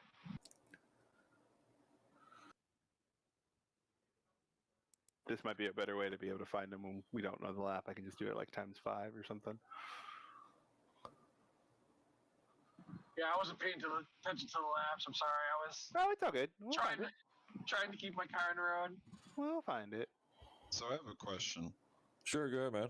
Oh, oops. There. Oh, there you go. Why? It was a hip check. What was the question? Sorry, what? Oh, I was saying my question was every single time, every single race, my left rear gets cooked after like 5 laps. It's the car, it's not you. Welcome to driving a Lamborghini. Interesting. Okay. Are there any setup tweaks to avoid that? Yeah, that's about the only thing we can tell you, because this track has a lot of left-handers and a lot of right-handers. But whoa, that was close. We're going back to watch that. The car has a lot of downforce on the back end, and it's almost as though it doesn't have positive traction in the rear. So it's the one tire that takes the abuse. Let's put it that way. You can adjust it or you can help it, by opening the brake ducts in the back, and then you'd have to push the brake bias back at maybe 1 or 2 clicks to try and compensate for the cool brake temperatures, but that will help to alleviate some of the temperature.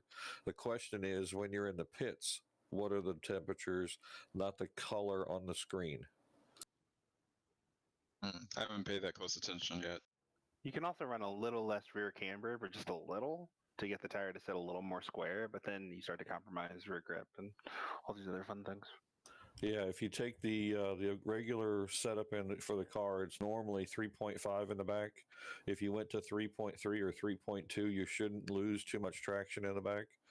That'll help to get more of the tire on the ground rather than the inside edge. But you have to pay attention to temperatures all the way across the tire so that you don't overheat, so that you're not overheating the inside edge at 3.5. You want to go more towards 0, so you want to go to 3.2 maybe at the least. The other thing too is that, like, on hotter days, you'll notice it a lot more than you will on colder days or at night races. So like today when we're driving on the surface of Mars, yeah, I noticed it like almost right away. Where on like a night race or something that's cooler in the morning, you don't notice it for a long time. Yeah. Did anybody notice what the track temperature was before we took off on the race? Yes or no? 39, I noticed. think. 40. It's 40. 40. Exactly. Now, wait a minute. What's that in Fahrenheit? Many. Too hot. Many. Times It's it's 10, I think. 105. So that was like Tucson, Arizona hot. Who knew that the Super Trofeo shared a rear axle with the four-banger Stanger? It's really a Fox body in disguise. Had one tire fire your four-banger Stanger and your Well, Super yeah. Trofeo. So for my setups, I'll typically run the rear brake decks wide open here, like Larry was saying, and I run more traction control, because the hardest part with the Super Trofeo on here is to keep the rear tires from burning up. The rest of the car, not too much of a big deal, but you have to keep the tires alive on the back end. Now, the other thing, too, is the specification for maximum temperature on these cars. They'll say it's 85, but I've actually heard Aris in his videos say 90 is maximum, but that's one of those, don't let it get there for very long, because then the tire really starts getting greasy. Gotcha. Hey, who was number 43? Me. That was you? Oh, okay, so you were the one that I was freaking battling in those last few laps. Jesus Christ. Yeah. Yeah, I think it started around lap there's a- 14 or 15, I think it was. We just started going at it for about 2 laps. But Yeah. There's a couple of places where, how would you pronounce your name, man? Mitch Hut? Michaud. Okay, Michaud. You did have a little bit of a problem with a lot of oversteer. Yes. And it was mostly on the corner heading towards the chicane. That particular corner is over a hill away from you, meaning off camber, meaning leans to the left. And in turn, it's also downhill. So when you get over that hill there, you don't need to be on the throttle much at all. You want to be on the throttle when you're facing straight ahead. If you get on the throttle too early, you're basically spinning the tires and then the back end slides around on you. One of the other things you'll notice as you get more used to the car is it really likes to have, as Larry likes to put it, a maintenance throttle. Because if you don't give it a little bit of gas, the back end gets too light and it'll spin on you very easily. That's when you end up with the lift-off oversteer, which means when you get off the gas, all of a sudden the car starts to slide, and you go, "Where the hell did that come from?" Yeah, and a lot of times people give it a really big lift when the car starts to slide and driving with the throttle. They go the opposite and they get off the gas, and that's why the car snaps into the wall. I can always tell who does it because like you'll be behind them, all of a sudden the car will just go whoop. And I'm like, you lifted. Yeah, it's my biggest issues. I lift. I catch my rear end coming around, and I got to remember not to do that. It's hard though because in a sim you don't have the G-force to tell you how much traction you have. So out of instinct, the car moves around and you take your foot off the gas because you just want the damn thing to stop. But physics kicks in and it gets all sad. Yeah, I kept thinking it was because I was braking weird, but I found out it was because I was lifting and the rear end comes up and just slides like on ice. And there's some stuff you can do to help that. Like if you make the front springs a little bit stiffer, you sort of keep the car from transferring as much weight off the tail, and that'll help stabilize it a little bit. It's not that it makes it stop happening, but it slows down how fast it rotates. Makes sense. That's why we call it maintenance throttle. It's a little bit forward, and as long as the tires are wanting to go forward, the car is generally semi-happy. Let's put it that way. Yeah, I made that adjustment to my setup, and the car felt a whole lot better. So thank you for that tip. I typically just drive Pope setups and then make tweaks because you explain it to me and I'm like, yeah, give me the file. Oh yeah. It does drive really well now. Yeah, this is really great. Thanks. Whatever you did. Bye.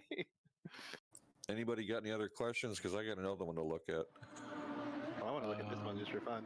Are there any? Yeah, I wanted to look at this for sure. I was And if like over a car length behind going into the brake zone there. So here's the thing. I actually appreciate the enthusiasm, but the next time you try that, don't watch try this part right here. get ahead of me. Oh, this, yeah. I was raging about this. Hi, part. guys. I was like, man, because you were like sitting to the outside trying to be all nice, and I'm like, no, stop, Just move. Just go. I know you feel bad. Get out of the way. Get out of the way. Okay, fine. All right, I guess it's stop it. Yeah, I just pushed wanted so to give hard the to get past position the three back. of you. Well, okay, so like it's no big deal. It happens. But let's go back a minute because there's a strategy in what you did that would actually help you the next time. Okay, I want to hear this.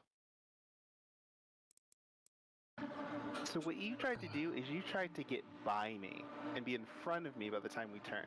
You don't need to do that. All you need to do is get to here. And once you get to here, well, back up a second. We lost you there for a second. Oh, no, I mean you're in your speech. You disappeared off of speech. Oh, okay. All you need to do is get to. I forgot I have to hold down the push button.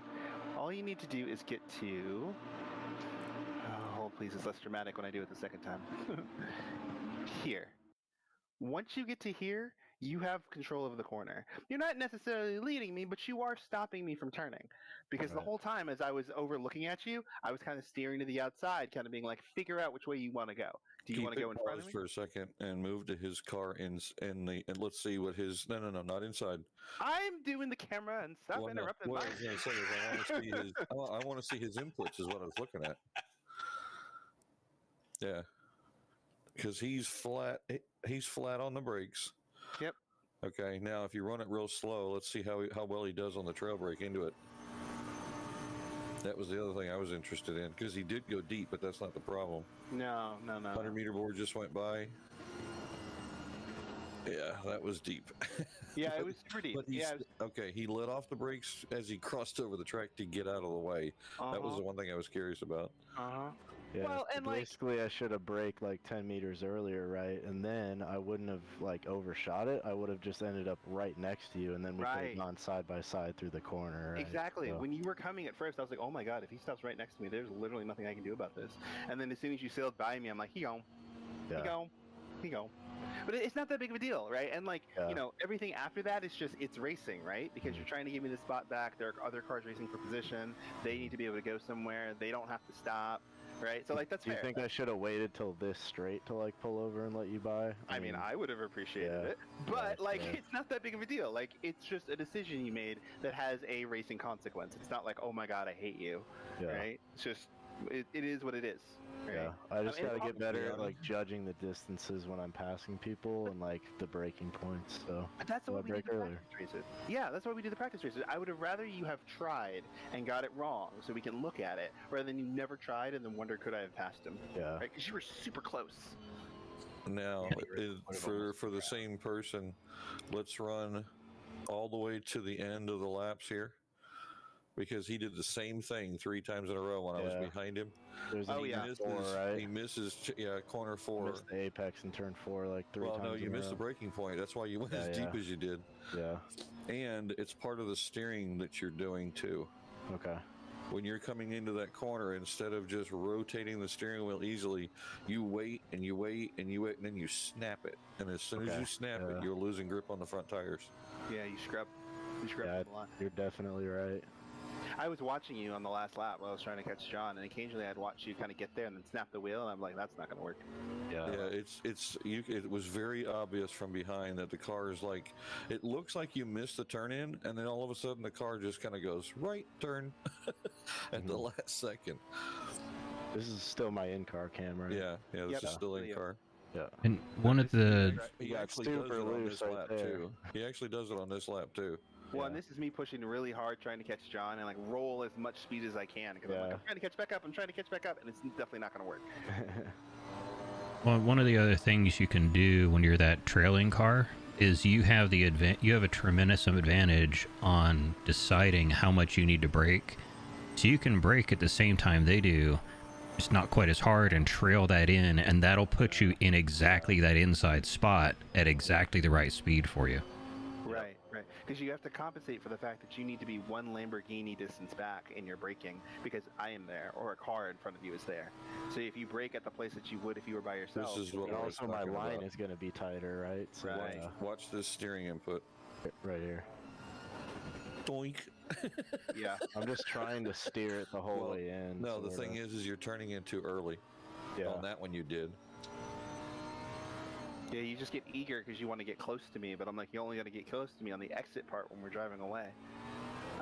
It's a common thing you see where a lot of people turn in early trying to get close to the car in front, but I'm at the point in the corner where I'm about to accelerate away, and you're at the slowest point. So I will naturally always get away from you because I have to put my foot down on the gas while you're still steering. I was wide right there. Jeez. Was this where you're complaining that you're pushing too hard down? You started getting a little squirrely on stuff? Yeah. Yep. Because I was a little annoyed, so I was pushing really hard in the last sector, and you see the car get really loose. Oversteer like, there. Damn it, John! Damn it, John! Come on. Right here, just damn it. I think I saw him go wide through the hairpin, and I got too excited, so I got the oversteer, you know, because we were coming up to the checker, and I'm like, am I gonna pull off a heroic pass right before the end, you know? Well, I get it. But the thing is like, I knew I was not going to catch John because him and I had been the whole speed for the entire race. So when you're about the same lap time for the whole race and he gets a free gift, I'm like, well, I'm here. I was behind you for a lot of laps, and we were running pretty similar pace. I was pretty surprised by that because you were going faster than me in practice and quali, so I was really surprised that I could like keep up with you in the race. No, you're doing great, man. You were definitely keeping up. You're definitely keeping up. All right. So who? Anybody else got any questions? Any input? Oh, go ahead. Lap 2, car 64, turn 3. I want to see how close I was. I want to see this one too because I was right behind it.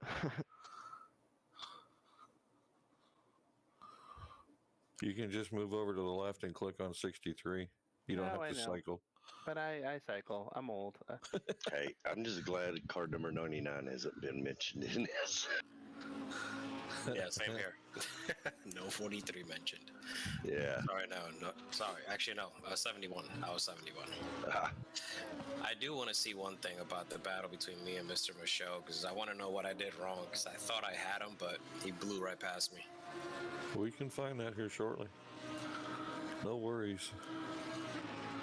By the way, if you guys want to have any extra one-on-one or anytime that you happen to be on after work or something like that, whenever you guys have time, generally we are available, and we do spend a lot of time in the servers.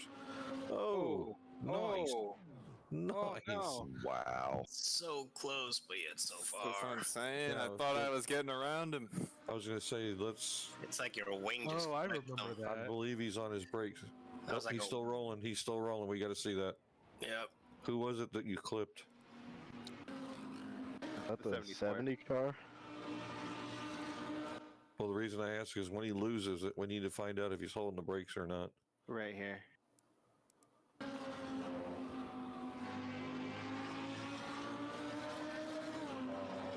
I think it's the 74.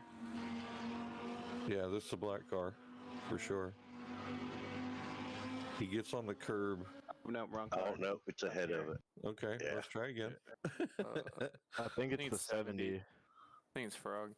Oh, yeah, there you go. That's Larry. That session last night is why I did so good tonight, so thank you. I'm sorry? That session we did last night. Oh, yeah. That was why I did so good tonight, because I used a lot of your tips. Yeah, okay. Well, at least you learned something. I wasn't paying attention, that's for sure. Over throttle here. This is why you lost it. Yeah, over throttle off the limit. A little bit too aggressive on the throttle. And it was right as you touched the edge of the curb, I think, right there. It started and it got worse. And now, the thing is when you... It's this part. It's you see it off the limiter.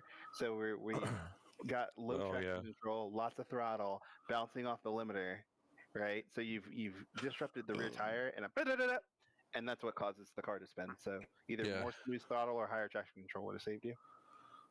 What might help you here is to go into fourth gear also. Don't let off the throttle. Just kind of hold it and baby it back a little very slowly. That may have saved this, but it may have become a tank slapper at the same time. Also, maybe a slightly rearward brake bias because, 58, 60 is still pretty far front. So when he does go to the brake, you're going to have more heavy grab on the brake. And so you have low ABS, so you're more likely to lock. You're more close to the front. You're already in a half spin. The car's probably going to go around. Well, the question I had was, is he on the brakes and holding it the whole time, or is the car sliding? Nope, he let off. Nope, he let off the brake. Yeah. Anytime you lose control, hold the brake till the car stops. Yes, I thought, 'cause I thought I was gonna stop and then it just started rolling again, but I was kind of on my trajectory. You can actually see where you had the brakes locked, and as soon as the car turns around backwards, you let off and you get right back on the gas. There, it's on, it's on, it's on. Boom, Now it's gone. off. Yep. you, Now you're you rolling were backwards. trying to get the car to do a donut. That's what you were trying to do. That's a drive-through, by the way. Yeah.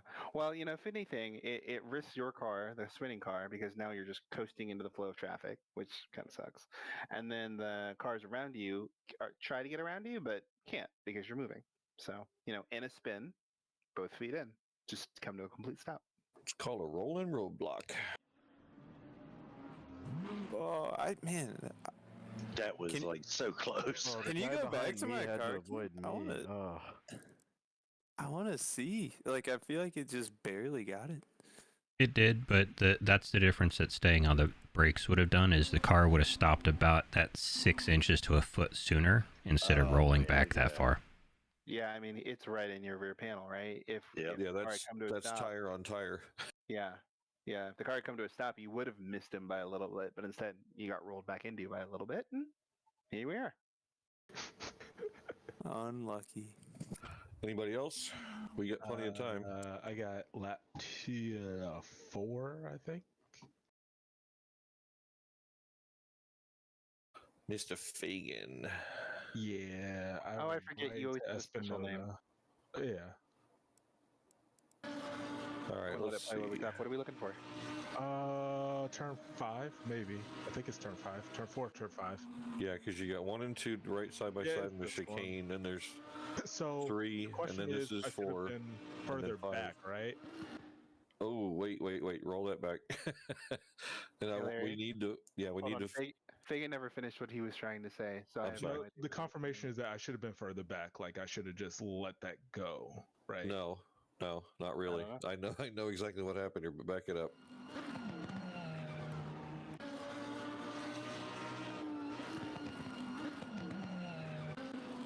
You shouldn't have been further back. You missed your braking point because you didn't anticipate his. Your lights come on after his do. Yeah, and both of you did. Yeah.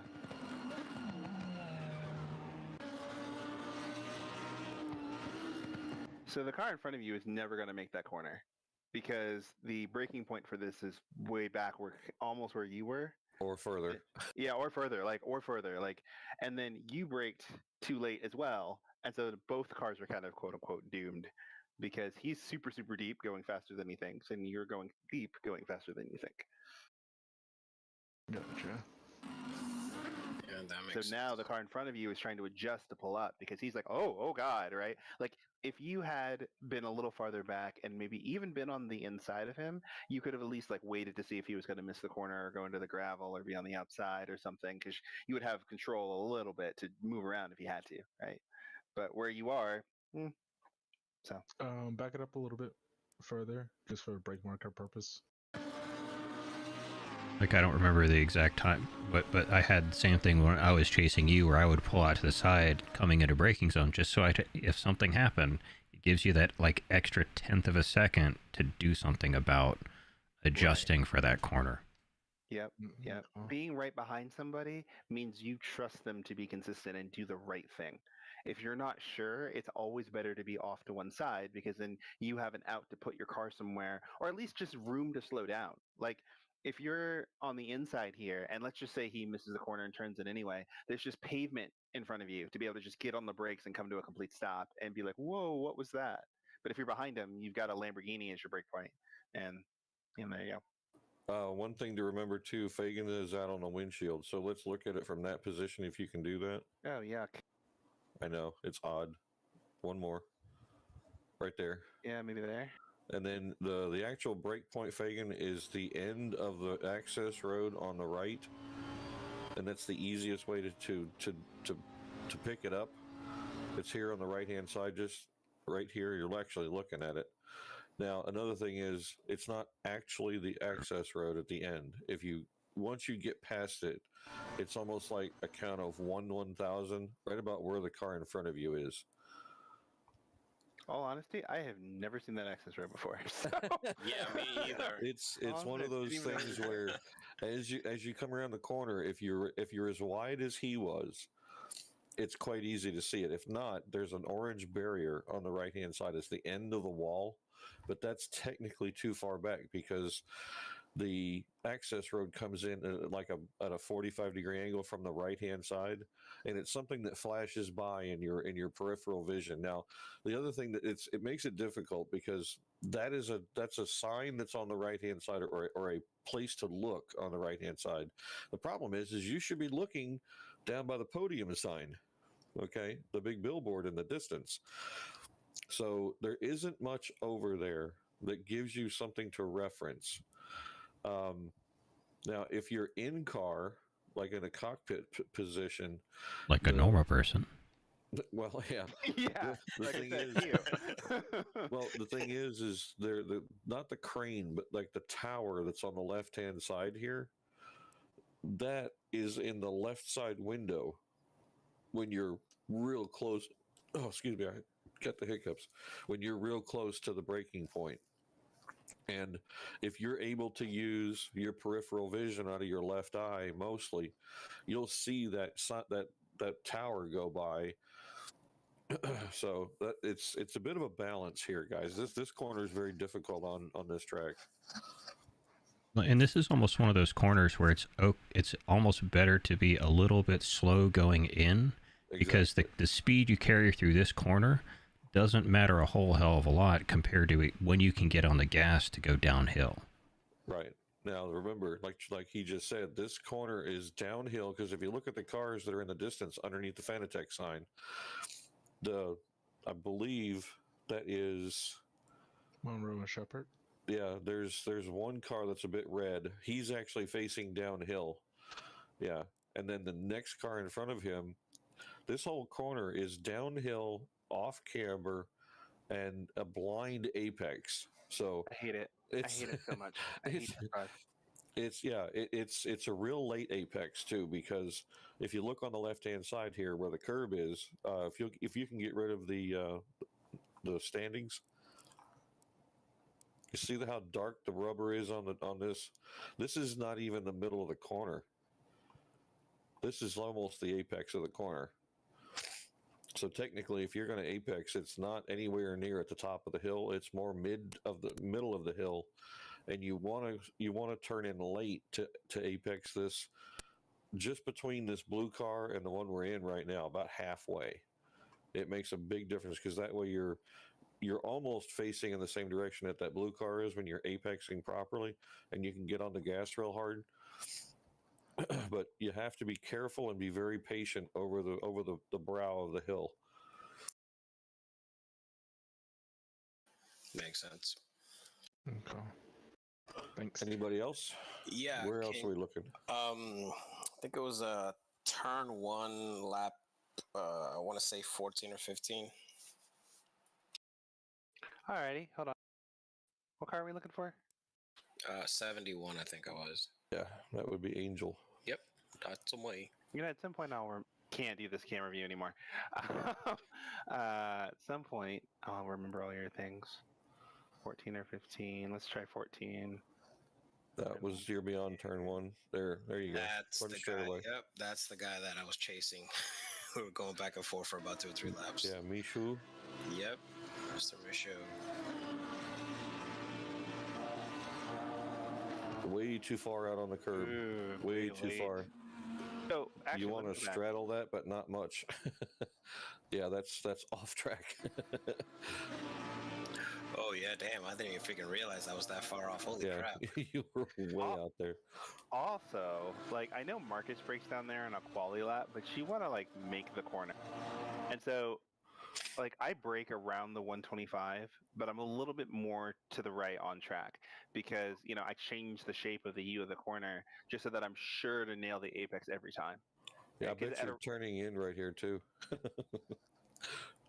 Nope, not quite. Nope, Let's see, a little further in. Let's see how far he takes it. Yeah, I was way off. Jesus. Oh wow, we haven't even started turning yet. Nope. Well, and if you wanna see what that looks like, if you go out to my view for kind of the last I call it like anywhere from probably 10 to 12 when I was catching up to you guys. And that'll give you an idea of how to take that outside to inside line through there, because that's where I was making up a ton of time on you guys. 69, yeah.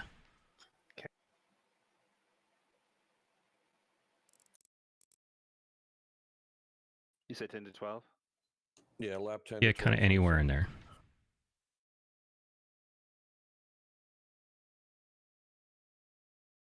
Front straightaway.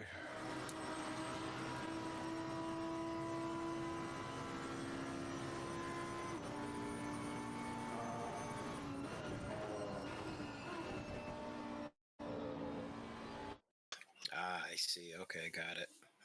That Go behind the car. You're a backseat driver. I was flying on this part of the course today. I can't usually hit that consistently, but this time it was just every single lap. Yeah, I was kind of keeping tabs on you while we were having a little battle up here, and I was like, dude, in Sector 1, you were quicker than both of us. Notice how he did not use the curbs on those two corners. He used all of the track itself.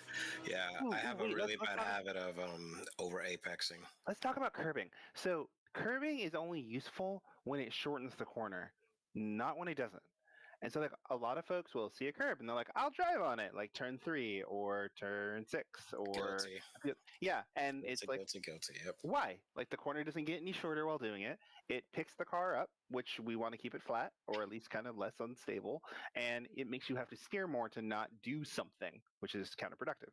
So, you know, that's something I ask folks to be mindful of when they're thinking of like which curbs they want to cut. Because like through the chicane, for example, I'll occasionally cut that curb a little because I can straight line that corner a tad. There's that big old sausage curb there, but it's worth it, right? So it's like 2/10 if you do it properly, right? But here, nah. Most of the bigger curbs you do not want to mess with, because like he said, it lifts the car off the ground, it destroys the aero coming under the car. There's all of a sudden a great big void. There's not enough air flowing under the car at the particular speed that you're using, so the mechanical grip goes to shit in a handbasket. It just all of a sudden doesn't. It a lot of times it'll lift the car and the car just has no grip at all because you're actually on 2 or 3 tires at most. Gotcha. Yeah, Okay. I tried not to hit a curb tonight because last night in practice, every time I did, it grabbed me and spun me around. That was at the top of the hill after the horseshoe, the hairpin. Well, every time. It's not so much the fact that you hit the curb; it's how you hit it, right? Because you can roll the tire over the curb, you can roll an inside tire over the curb just to get the car positioned. But a lot of people are like bang, bang on the curb, and all that shock just throws the car around.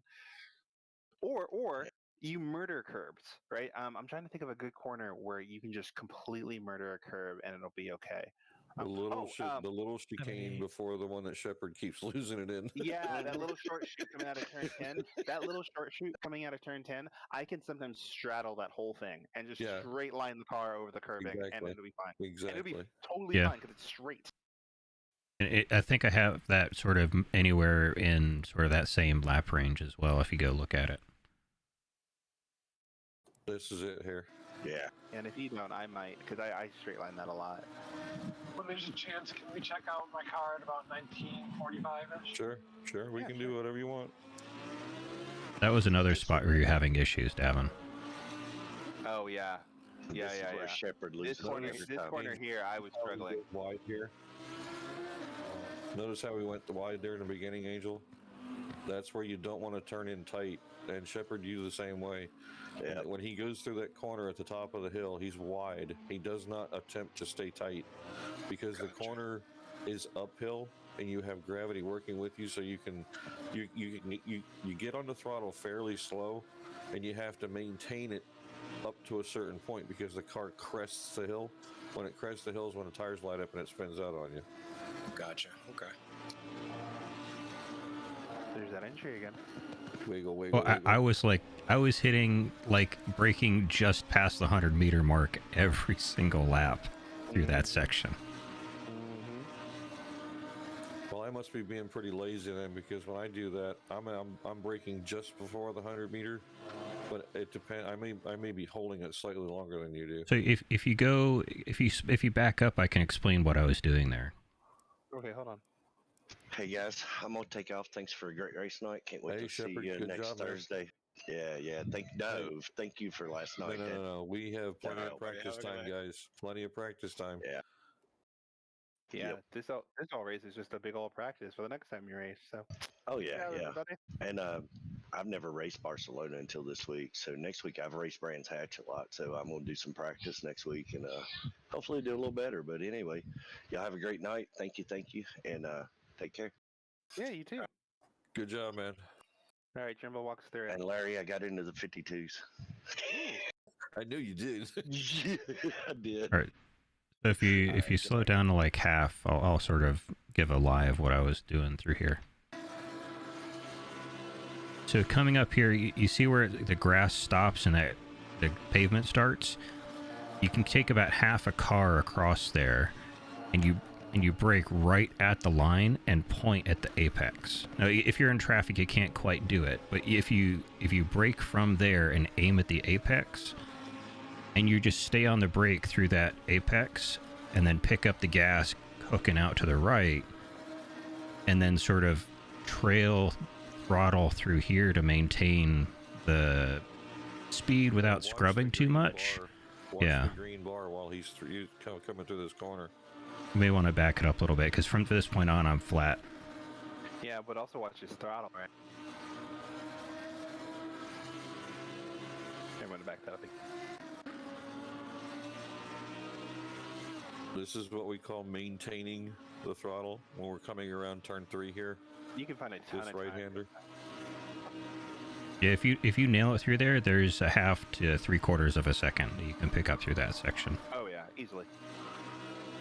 Yeah, he actually picks it up quite early too. And then you can unwind the wheel once you kind of pick up that launch and then roll straight out. Super fast. Yep. Yeah, if you have the To unsteer the car. yeah, and if you look here again, I'm sort of half a car into that rumble area, and then I point down to the apex as I brake in. Can we run And then this I'm back a second when you're done? Yeah, go ahead and run it back. This is the entrance I was talking about there, Mitch. When he comes around this corner here, you all of a sudden turn in way early, and then Actually, if you can back it up a couple more, and I'll sort of show what my acceleration marker is through that section. It's that big orange marker on the wall, isn't it? Well, there's two of them, right? So when that second one comes up, at that point you can really start to roll in the throttle, because here you're just in maintenance to not go too wide, but right here is where you start to roll in when that second orange thing comes out, and you just pin it all the way and let it wind out to the left. And you want to take through because he does a really good corner here. You want to take about half a car of this curb to straighten out the next corner a little bit, because the apex isn't really until about here. Right. If you're holding it. Uphill, off camber, the car's leaning away from you to the outside, and then you crest the hill here, which is kind of weird. I've actually spun out here at the top of the hill.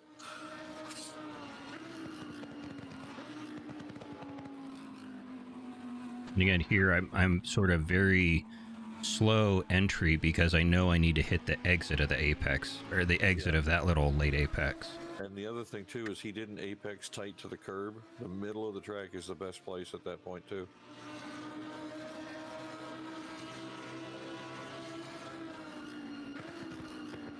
And here is, well, this is kind of a bad lap to look at, because there's a spin car that I was making sure I didn't get any entanglement with. That was a brown moment, wasn't it? I think I saw him as I was coming downhill. I wasn't too worried about him. I just didn't know if he was rolling out from that at all, so I wanted to make sure I stayed really wide. I was a little closer to it, and I was pushing too because I had someone right behind me. And so I'm sitting here looking at this car like, do not get off your brakes right now.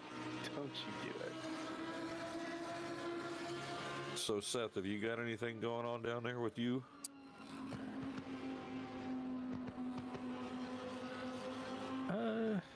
Not really. I mean, there was one incident, and then afterwards I was just pushing too hard. If you want to look at, was it lap 4? Turn 5?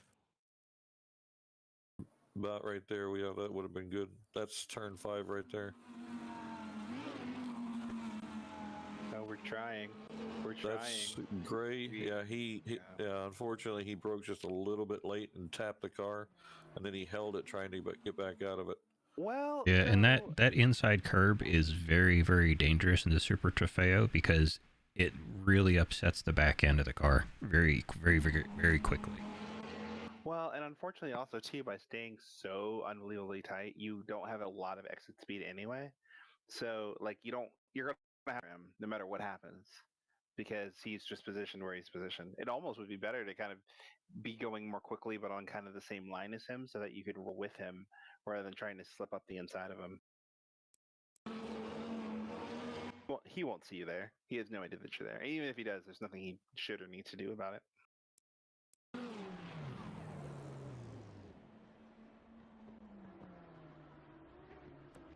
Your car always reminds me of butterscotch candy. I was thinking the same thing. Yeah, I think going into it, it looked like to me he went wide, and I thought he was going to stay out wide, and I was already committed to the inside. Well, he almost hits the car in front of him at about mid-corner. Yeah. Yeah, that was me. I should have got back on the brakes when I saw him coming over. I was so relieved when Seth hit that guy. I was like, oh, thank God. The pressure was off me. Sometimes if you see a guy make a mistake like that where he misjudges the car in front of him, it's sometimes better to just mentally reset and then get a big old run by someone later because you know that guy doesn't really know where he is on the track quite yet or is still figuring it out. So you have an advantage where you don't need to rush it, right?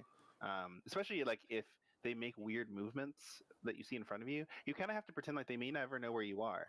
And so you sneaking by actually puts you more at risk than you think. Yeah, he never even saw you coming, basically. All right, let's see. This is a butterscotch cherry accident. That's what I call this. Yeah, unfortunately, my left rear tire went to solid yellow, and my lap times jumped by 4 seconds. Wow. So Yeah, with the like 27, like 0.5, almost 28, the entire freaking maybe like the last 10 laps, it was just cooking the entire time. 27.5 to 27.8 is actually perfect temperature. So one of the things with the Super Trofeo is you'll see the back tires go yellow all the time. That's where you're using the brake ducts to help cool them and keep them just inside that window. But 27.5, 27.7 to 28 is kind of the right range to keep them in and have them not explode. But if you go over 28, there's a pretty rapid fall off in how much grip they have. Yeah, that's when the grease starts falling out. No, and my pressure was good, but the tire was so hot, I couldn't make a right turn without the car trying to spin. Well, So that one of the some of the setup too when it comes down to it, Gray. Yeah, that'll be some setup, and that will also some more traction control. I run a 6 around here because that anything less and it starts to get really wiggly out of corners. And whenever you're wiggling, it's only wiggling because you're spinning the tires, right? So you want to get your traction control dialed in to where you can hit the gas and not get a whole lot of wiggle when you're on full throttle coming out of corners, because again, it's just about managing how much heat you're putting into the rear tires. You know, it's funny because there's this perception that I have never really figured out that people assume that running more traction control means you're slower or that you're worse. And traction control is a tool, like ABS is a tool, like the coilers or adjustable suspension is a tool, like, you know, all these other tools that I have to make my car go fast. And so I don't care what setting I run as long as it's the quickest, or at least it's the quickest over the longest, you know, period of time. If running full 7 was faster than running 1, run 7. Who cares? Go quick. So, you know, like on the Super Trofeo, I'm with John, I run 5 and 6 because, you know, that car likes to move and get underneath me. So I turn that traction control on. I wish I had TC2 so I could tune it more because, man, Oh, that'd be amazing. Oh my God, TC2 on this car would be almost cheater mode. It'd be ridiculous. Cheater mode. Oh my God, I would tune the hell out of that. That would be so fun. Yeah, high split TC2 would be amazing. This thing, like TC1 at 1 and TC2 at like a 6 or a 7, it'd be perfect. Yep. Mm-hmm. Yes, sir. But yeah, don't add this perception that traction control means that you're worse. It's like with ABS. I adjust ABS and brake balance as the car comes to me or goes away, or as the track conditions change, or sometimes how crappy my driving is that day. And so dude, I don't give a damn if I'm running 6. Right? I give a damn if I am quick. And that's the important part. Yep. And one of the other things that one of the other things you'll notice as you drive, if you look in your mirrors when you hit the brakes, you may not necessarily hear it sometimes, but if you see little puffs of smoke coming off, you're locking tires up, or you're dragging a tire enough to where it's going to degrade that tire very quickly.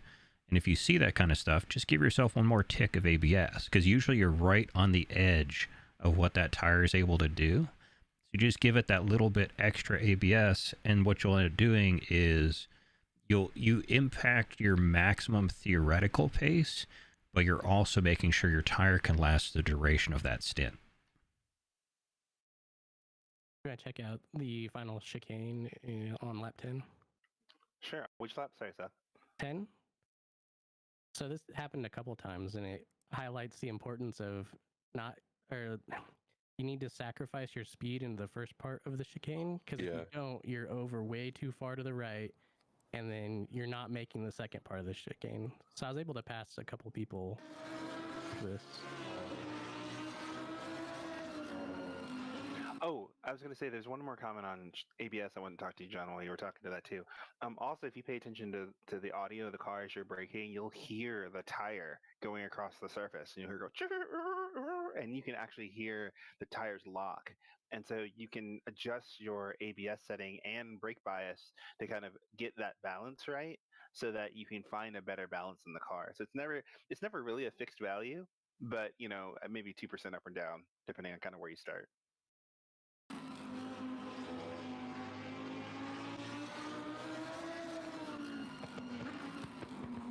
So yeah, see, the braking point should be at the beginning of that rumble strip. That's a really good example.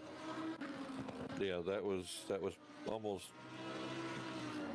perfect, I guess you could say. Well, it's also because if you think about it, when you go into the chicane, this first part here does not matter at frickin' all, because it's so short. So you might as well slow the car down to properly set it up properly, because this part matters the most. It's where you're on the throttle for the longest amount of time going down the straightaway afterwards.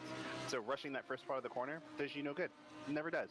And when people in front of me rush in front of me, I get on the brakes more and just let them overspeed, and they're dead. We had a suggestion for 1940 in the game if you have a second. But go ahead with what you're saying, Seth.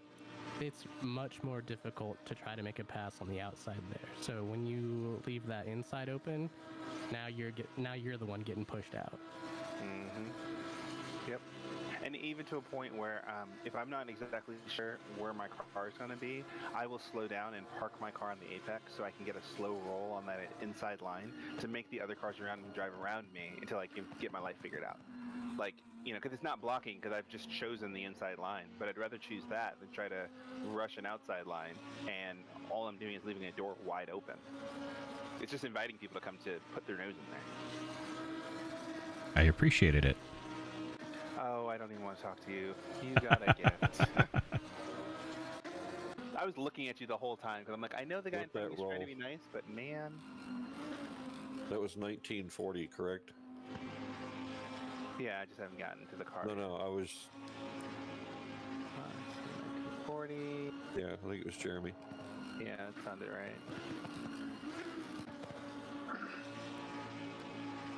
It's going to be going to this corner. Corner 6 or 5, excuse me. I want to see what I did wrong because I just got way out. I'm not sure what I did. You missed your break Oh, point. yeah, you didn't. Mugged. Let's start there. You got mugged. Yeah, go back to that for a second. You missed the breaking point big time. That's why you were so far deep.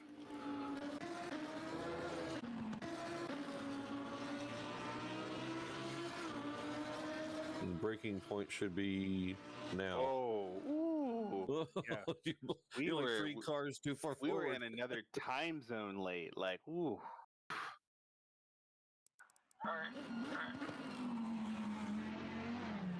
And then you got mugged.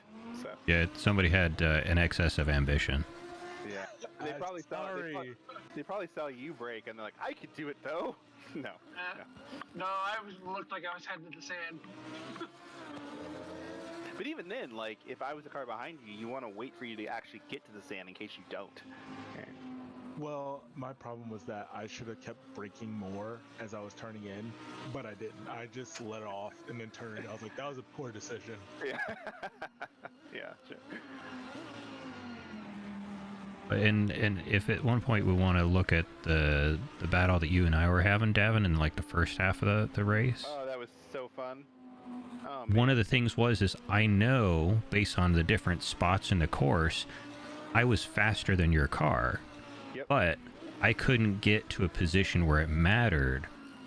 So I had to take that I will wait and see what happens approach, because the only ways I could have forced a pass would have been, a lot of carbon fiber and sadness.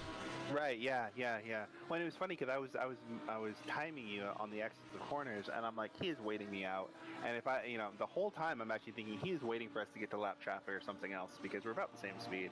So I wouldn't even try to catch this car in front of me. I would just wait until something screws him over, and that'll be fun.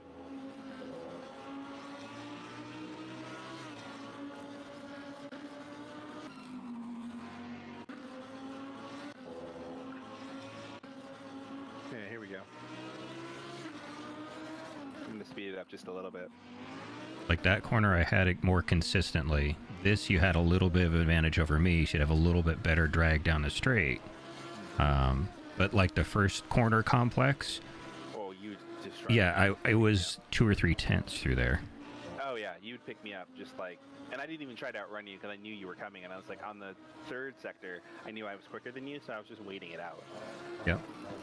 Because here I'd missed the corner by a little, and I'm like, okay, fine.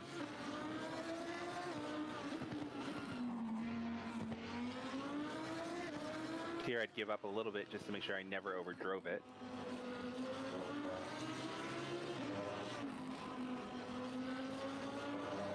But so I had a slow spin, but didn't actually contact the wall in that turn down there. So that's why you guys got a big gap. But then I ran fast enough to catch back up by the end of the race. Yep. Actually, I wanted to show this part because we were talking about curbs. Curb. That's a curb you can drive over. The track is relatively flat. The camber of the track helps the car. All you're going to do is drive to another piece of pavement. So it's fine to catch that. Now, I don't like to do it when a car is chasing me because, his car is unstable and my car is unstable. And I'm trying to get traction to kind of gap and get away. Yeah, there's a very fine line on that apex that you can hop over. And if you take it too hard, you get up with it tries to hook to the left into the wall. It literally bottoms out the car if it's dead center. Right.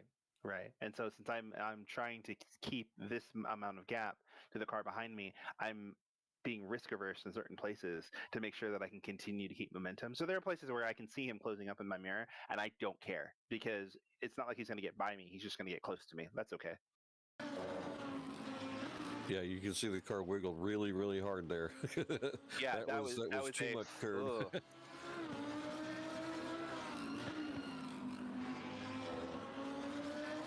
So, Mishu, you got anything you want to look at, sir? I have a question. What's the best thing to do when you fuck up during the formation lap? Be careful.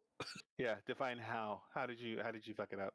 I caught the curb on the hairpin and I spun. Therefore, I lost a lot of places, and I was like, "What am I supposed to do?" So I just took over on the track again and stayed where I was at that moment.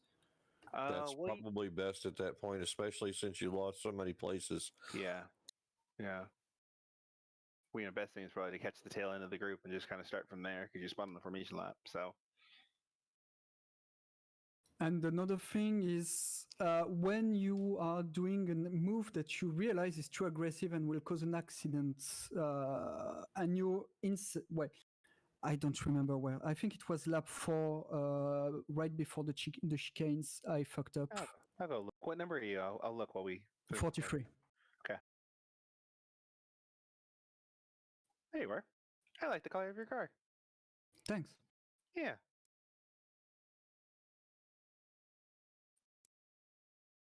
We'll just let it play while you answer your question. We interrupted you in the middle, so. Oh, yeah, I made a move that was way too aggressive, and I realized it just before doing it, but it was too late, and I caused an accident, and I don't know how to get that a little bit better if I'm aware beforehand that I will fuck up. Well, one of the things, like with the part that we were just following there, you and Dubovan were having a battle, but he's all over the place as far as where you would be in the track.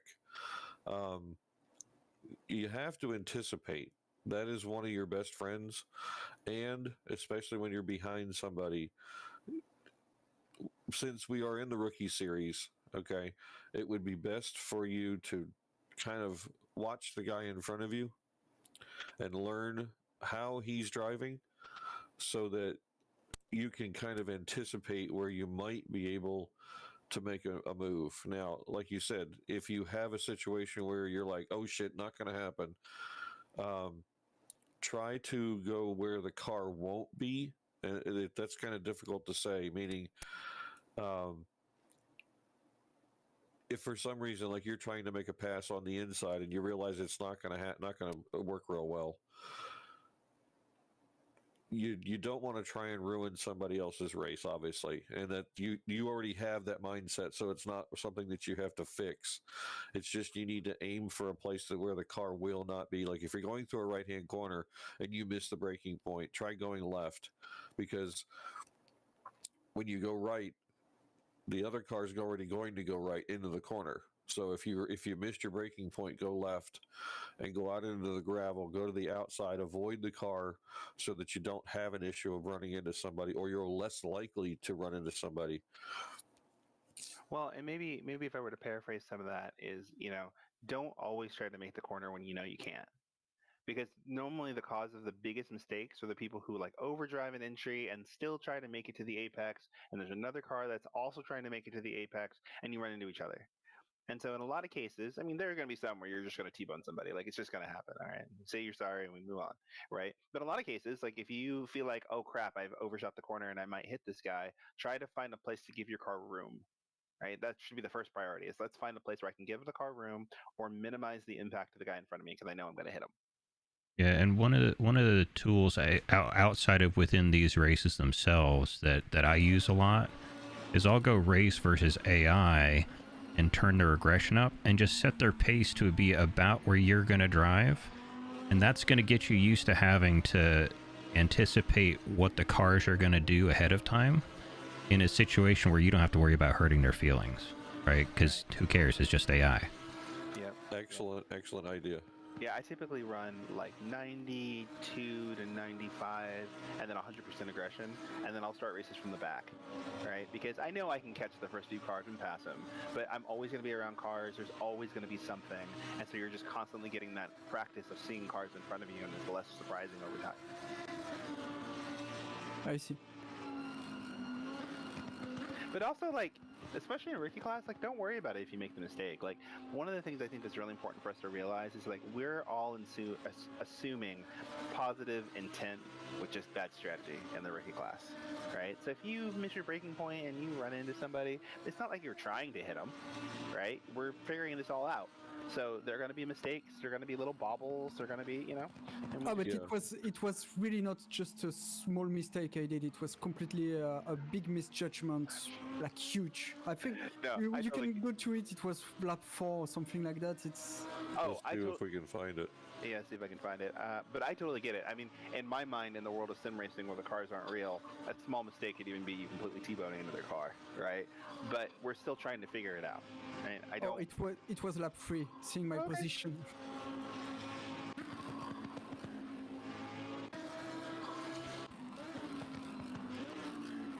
Could also probably just speed my life up. Ooh, that was close. I stay sitting near cars anyway. Seth, run! Run, Seth, run! I think I watched this happen. Cotton candy and butterscotch and cherry, oh god! Ooh, that's aggressive. But here I went on the left because I was afraid of bumping him on the back, and I was like, I'm going on the left, and if he's going in front of me, I would just go slow. No, that was a really good call. That was a spot where you gave yourself room to adapt to whatever was going to happen next. Yep.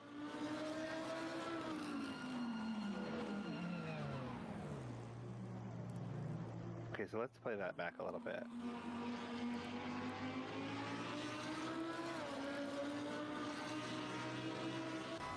I was looking off screen. I was like, why is he saying cotton candy and butterscotch? Blue and pink like cotton candy, and you look like butterscotch in the front car looks like a cherry, okay?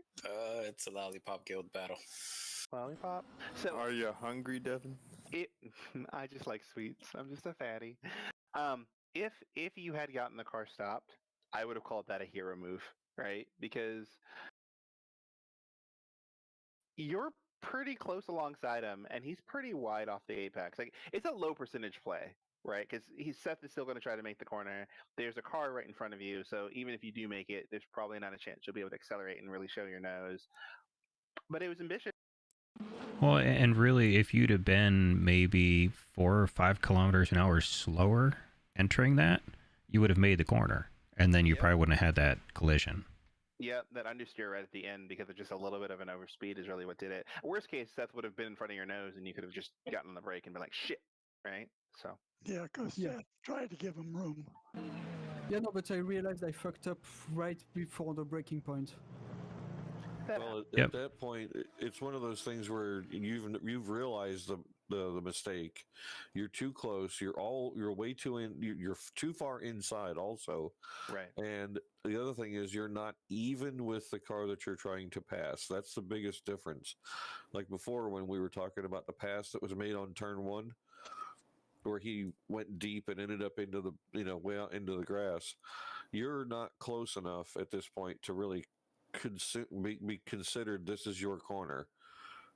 And you notice how the tan car, he's not close enough to gray and the red car to be close enough. So you're technically third into this corner. So you should have broke it just a little earlier and then tried again later somewhere else in the track. Right. If you had been alongside this is 2020 hindsight. At this point, you already know it's like, oh shit, this isn't going to work. So there's not a lot you can do about it. Just be a little bit more aware, basically. Yeah, because at this point, it's just destination butterscotch cotton candy accident, right? Damn it. Oh, that's messy. Yeah, I was leaving you space because like they were saying, if you could have got it slowed down enough, you would have made it through there. Well, and realistically, that would have put you in a places he's really trying to get up beside you. Yeah, working down the inside all the time. You're definitely trying hard, Mishu. Yeah, I like the aggression. It's just that eventually you realize when the battle needs to take a bit of a break, and then come back at him in a minute. Yeah, at this point, it's all about learning when it's going to happen or when would be best. Let's put it that way. Yeah, you're way too far inside for that. And I guess one of the things that helps me in a battle, which doesn't always serve me, but I try to, is I try to think to myself, what will happen when I get there? And if I'm so far back that it requires cars around me to move out of the place they physically are for me to make the corner, it ain't gonna happen.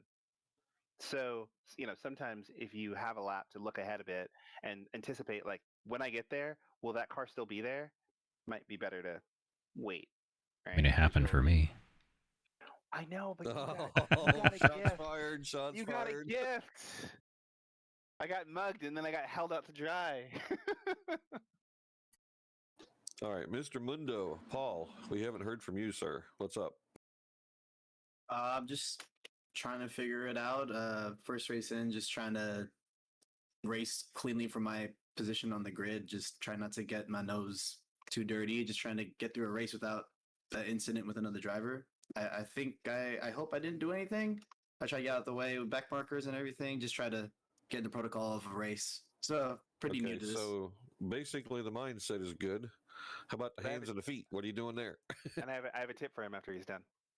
I think I just gotta learn the car a lot more. I feel like there's a lot of time I left on there just because I was just driving really conservative and trying to roll the throttle as I got more laps under me.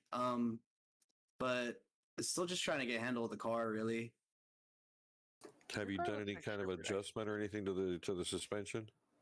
Nope, not one bit. I'm really Okay. new to whole like setting up cars and everything. That I just went off of the aggressive. Okay, yeah.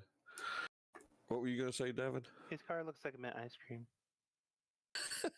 I was No, it's the thinking more McLaren like colors. like a push-up or something. I was thinking like a push pop, yeah, or like sherbet, yeah, yeah. But I was gonna say, my tip is don't worry about it. Like especially in this class, this class is designed to learn and figure stuff out and figure the car out and come practice with us and spin a lot and drop tires and all of that. So no one's gonna yell at you, right? Especially in this class, no one's gonna yell at you. One of the other things was lap traffic. I know you. I don't know if it was you or right around where you were past starting to lap people that you were running into folks that were not quite used to, or quite sure what to do when you get lapped. Mm-hmm. Yep, I had that happen to me a few times. Yep. Yep. Yeah, definitely. I think there was a point where I just kind of like started seeing like blue flag, blue flag, blue flag. So I was like, I'm just gonna try to get off the driving line as much as possible. And if there's a point where it's in the middle of a chicane or like a corner, I'm gonna like pull off. So GT3 is a little bit different rule set than like an F1 where you have X amount of corners to give it up. The blue flag is to let you know that they're coming. It is their responsibility to pass you cleanly. Now, that may mean you have to get through a corner complex, and then you'll pull off to the side of the next straight and just lift and let them blitz past. That's usually the safest way to do it. You can use your indicators to tell them which way you are going to go, not which way you want them to go. Yeah, these bastards do have blinkers. Remember that? Yeah, they do. Yeah, except for the BMWs. I don't use them in real life. I'm not going to use them here. But the point is still really valid, right? Like I think that the biggest struggle that new folks have when they're being lapped is they think that they're in the way, and then they get in the way by getting off the racing line or doing something unexpected. I mean, we've driven all the way around the racetrack and gotten all the way up behind you. Like we know where to put our cars, so it's easier for you to be in a predictable place and just stay there and kind of just like not race the car behind you. Like we'll know to where to put our cars. It's the ones that get me are the ones that jump offline because I'm normally set up offline to get around you, or they're trying to race me to like desperately unlap themselves. I've traveled 3.5 kilometers to get here. Like I'm going. It's fine. Gotcha. And I didn't see. I think I saw people that were diving off the track to get out of the way. Yeah. Up in front of me, but not. I didn't see anything like really egregious. But again, the trick is just be predictable. Use the blinker if you want to. You don't have to if you don't need to. But you can indicate kind of with the body language of the car that you're going through the complex, and then you're going to pull off to the side and to let them by. You know, because at that point you make it a nice easy pass. Nobody gets hit in the corners. Everybody goes about their day. Yeah, especially when we're just about to get like on a straightaway, like at the beginning part of the corner. It gives everyone the most time to figure out what's going on. The ones that are always really difficult is like I catch a lap car right before the braking zone, and then right before we're about to do the hardest part of everything, someone tries to adjust their line. Like, let's not do that. Larry, actually, you actually got out of the way really well, and so I'm gonna go find you. It's easy. Just go to where you fell off the track, and he's right there. Rude.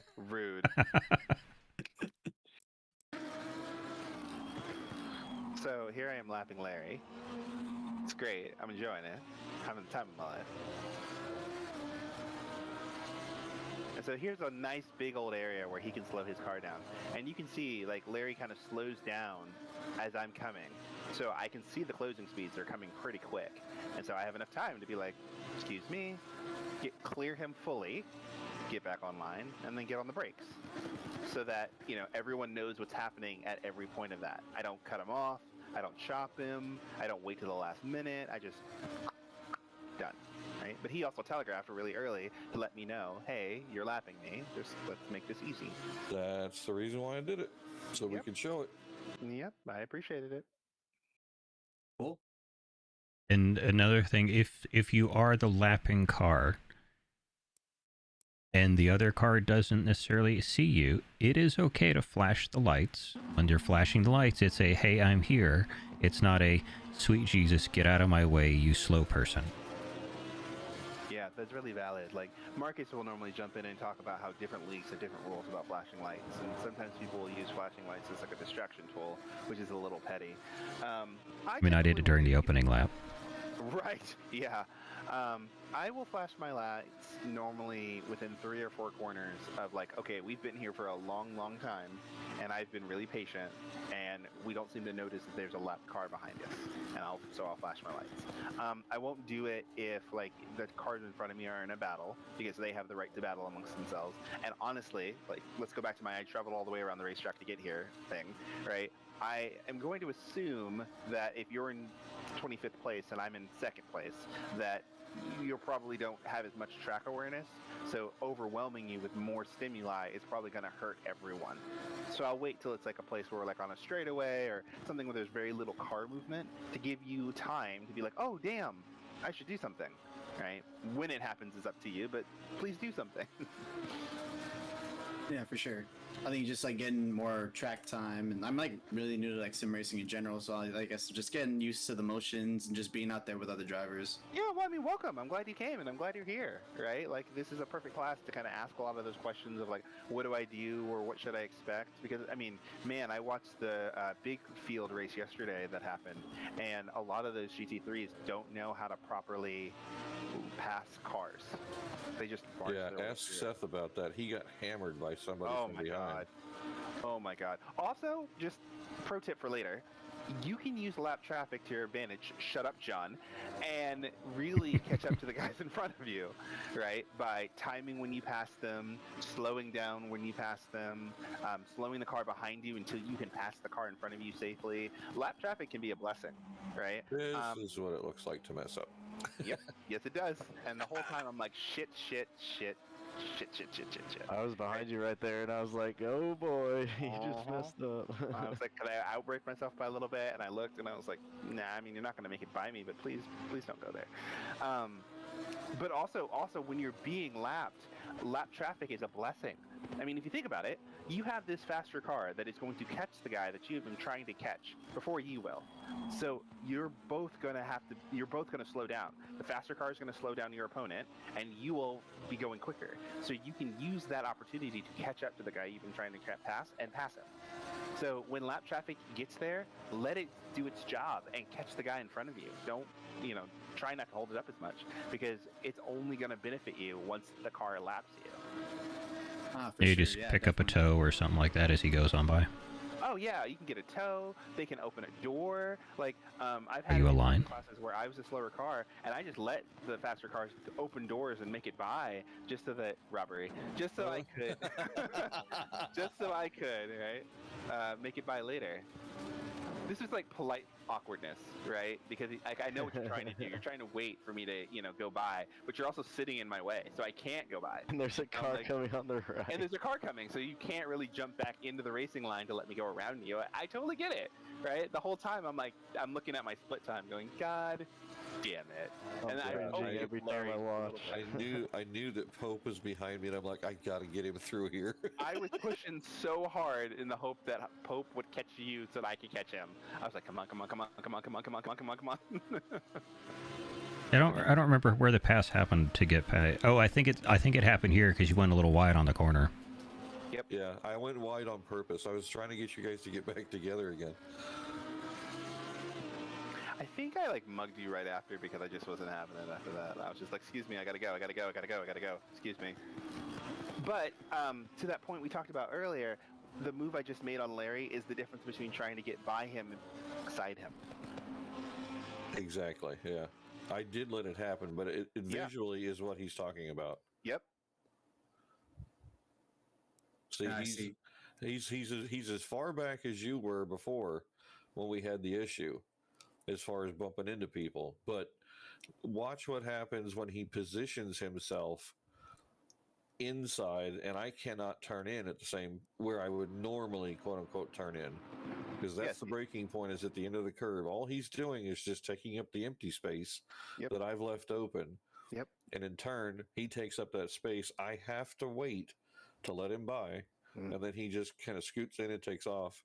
The thing is, I think Mitch is behind me. I'm not sure exactly how he tries to attempt it, but I think he got pretty close there for a minute. Oh yeah, I went wide, and he climbs up the hill behind me. Yeah. Yeah, I just stayed left there, kept my line pretty much. Which technically is the racing line. Yep, that's true. And it worked well. The other thing about it too is that the way I pass Larry gives me the ability to tidy up the corner as I get there, so that I don't rush wide or I don't collect him or anything. Like the moment I get there, I just show my nose to be like, "Hey, buddy, we know what's happening, right? All right." And then we just make the corner and we go up the hill together. Excuse me, pardon me, Pardon me. Excuse me. Exactly. So there's a huge benefit. I forgot who it was we were talking about earlier of going through the chicane when you and Seth kind of got together. There's a huge tactical advantage of being able to show your nose. Because once he can see your nose, you have more-ish control over the corner than if he can't see you. If he can't see you, you've just kind of hit him. Anyone got anything else? I had a pretty late, I don't know what lap. I bumped into Hoff in turn 1, but I don't know if I just broke too late or...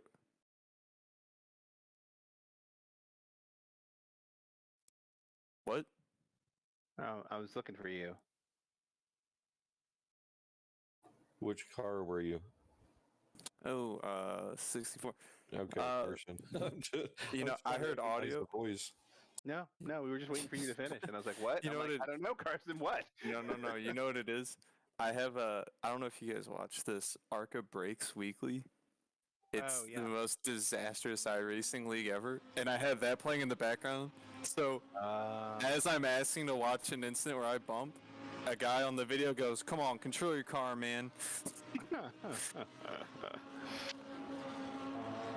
Anyway, I'm gonna let this lap play while we figure out where's the start. This is good. Oh, this is way like deep in the race. This is over halfway in the race, probably. Oh, okay, let's find it. Alright, I'm gonna call it a night, fellas. It was fun. Good night, man. Yeah. So, next week is what? Brands Hatch? Yeah, it's Brands. All right, bumpy boy. All right. I'm gonna need hell of practice for brands. Before everybody goes that isn't already left yet, remember we do have our own individual server, and it will be set to as closest to the race conditions as possible, and it's open 24/7. And if you guys want time, please DM one of us, message us, ask us if anybody's on that evening, that sort of thing here in Discord. We'd love to hang out and give you guys advice, give you, we can give you setup tips, we can make sure that you're running the right line, check your braking points and that sort of thing. And this is the kind of thing we try to do best to make you guys faster and have more fun. Gotcha. And we're doing rain, right? Oh, no, rain's not till Monday. Shut Yep, later on. What the hell's wrong with you, Angel? Come on, man. Still a little. Okay, fine. Doing rain in race 4. Rain's pretty fun on Brains. No. You don't understand. It will be wet one race, and we're gonna try and get a pit race and a dark race. We're gonna throw some really curves at you guys. So this one's a bit of a steep learning curve this season. All right, look forward to it. All right, gentlemen. Yeah, have a good night. Bye. Good to see you, man. Keep driving. Yeah, that wasn't it. It must be earlier than that. That must have happened earlier than I thought. Oh, I don't know. I was watching this battle you were having. Oh, that was a good one, yeah. In Espindola. Hoffer, that's who it is. R. Hoffer. Oh, okay, the 14. All right. Oh, well, I hear the sad sounds. Ooh, not fun. That was a weird place to park the car. Oh, that's when I found out that you could get the tires to 29.7, I think. Don't worry, they'll go higher if you really want to. Oh, here it is. I didn't want to. I think, yeah, it had just happened, so it'd be right before that's us getting back on. Was it in turn 1 or? It was in turn 1, so it just happened. I heard you say it just happened. Ooh. Yep, right, just a little bit late on the brakes. Well, one of the two of I you. was making that turn. I absolutely was making that turn.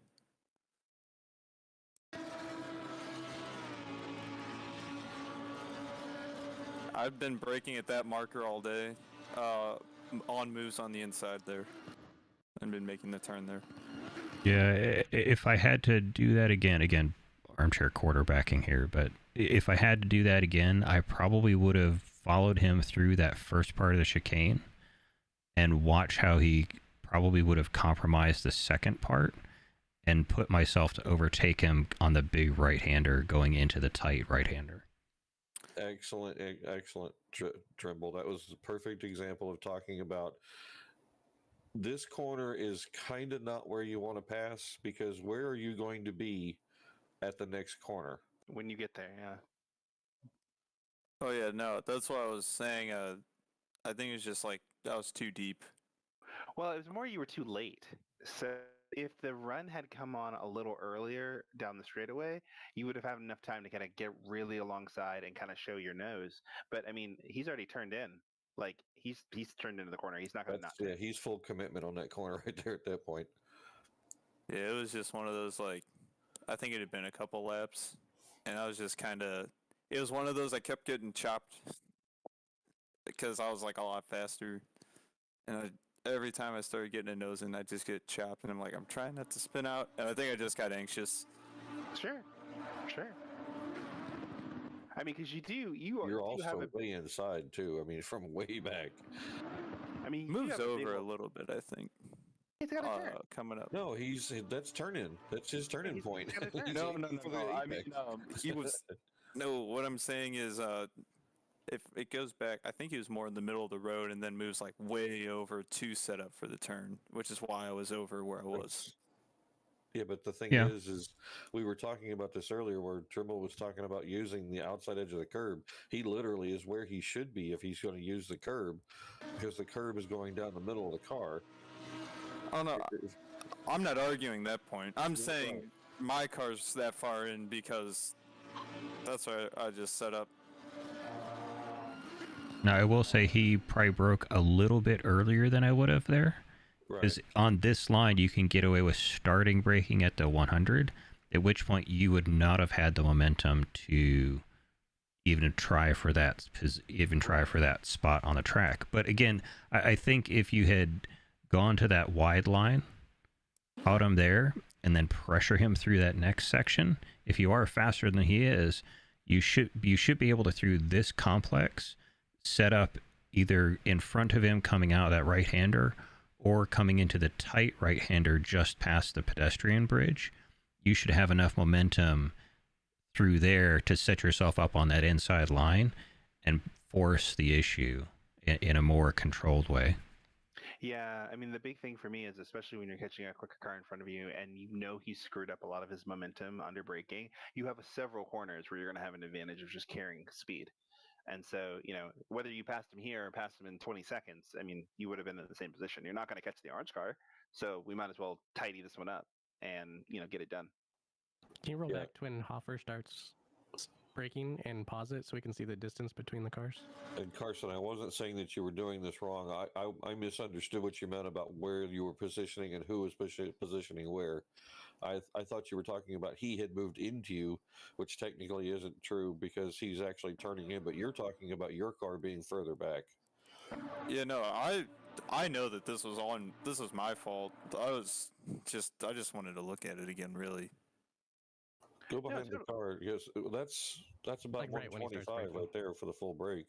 Well, yeah, and also I wanted to see it from the reverse view first because one, I'm driving, and two, I wanted to see the distance between the two cars when we're kind of deciding what we're going to do.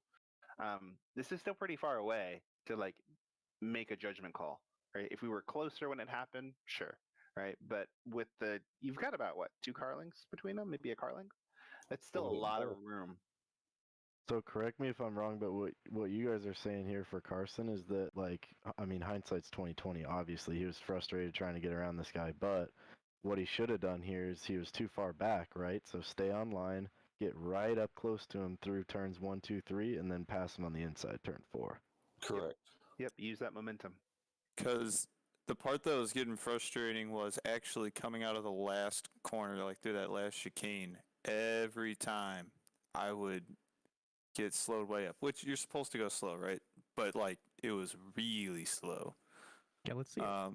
And for like 2 laps, I was actually setting myself back, and I would start to get a run, and he was going so slow. I was actually like, I had enough confidence. You had to check up. I had to check up enough times coming through that last turn, and the thing is, I could actually start getting up alongside him, and I thought, okay, well, maybe the second time he'll see that, like, I am in there, and I keep getting like chopped off, and it would just kill my run going down the straight. Okay, well, at this point, first of all, I think Hoffer doesn't have as much experience as you do, okay? And in turn, you should be gaining experience by realizing that this guy is not running a perfect line. And if you're quicker than him through the slowest portion of the course, this is where you should be able to pull up the patience thing. Okay, because he's having to fight with the guy who actually Justin is the one that screwed up that corner. He hit the curb and came out, and then Hoffer had to fight with him about it. Unfortunately, that was Mishu that spun out there. I almost ran into him when I came around the corner. But yeah, this is a learning experience for both of you, basically, because you already know that you're trying to get past him here, and he cuts you off. Well, he's trying to run his line, okay? In turn, if you know that you're having an issue with him at least twice through that corner, you should hang back and in turn let the draft pull you all the way down this portion of the track.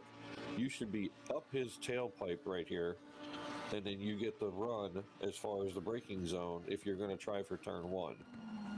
But you have to do it well before the turn-in point. Unfortunately, you guys touched.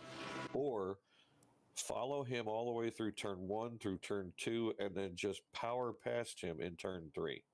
Well, and one of the other things, if you can run it back to where, if you can, Davin, where the guy in front was 4 wheels on the wrong side of the curb of the sausage. I think that was at the end of lap. Yeah, I think it's right here. I think it was the lap before this one even. You might be right. I'm gonna check after we do it here. So if I were in your position here, I would have just powered through and put my car alongside him and just hang him out there to dry. I mean, that's what I was trying to do. I just couldn't quite. You just there was a spot where you could have done it, and then you checked up. He may not have seen him, but then again, he's also trying to fight for position, I believe is what he's thinking. Yes, yeah. Right here Hoffer is trying to catch the guy in front of him, and in turn, you're trying to pass him at the same time, so he has 2 things to worry about. And because he's so far outside, he has a bit better of a run to the corner, because you've closed the angle down. You make the corner tighter, so you technically have to run through that corner slower. Yeah. And one of the other things you can do is, if you know that that's the spot where you have the advantage, again, follow him close to where when you come into that spot next time, you're in the right frame of the track and the right spot where you can get on the power to just shut the door on him and hang him out there to dry. Not that that's a nice thing to do, but hey, it's racing. Maybe don't put yourself on the wrong side of the sausage. Right. Yeah. That was. It was just like doing that for a few laps, and I was like, oh man, come on, you keep killing my run coming down the front stretch. Because he knew he had a bad line through the final chicane, and so you're going to catch him coming into the final corner going onto the front straight, and you're going to have to check up. That happened twice, so you probably just like back up a little, right, through the chicane, and then be on the outside to have a good line to get a run on him. Yeah.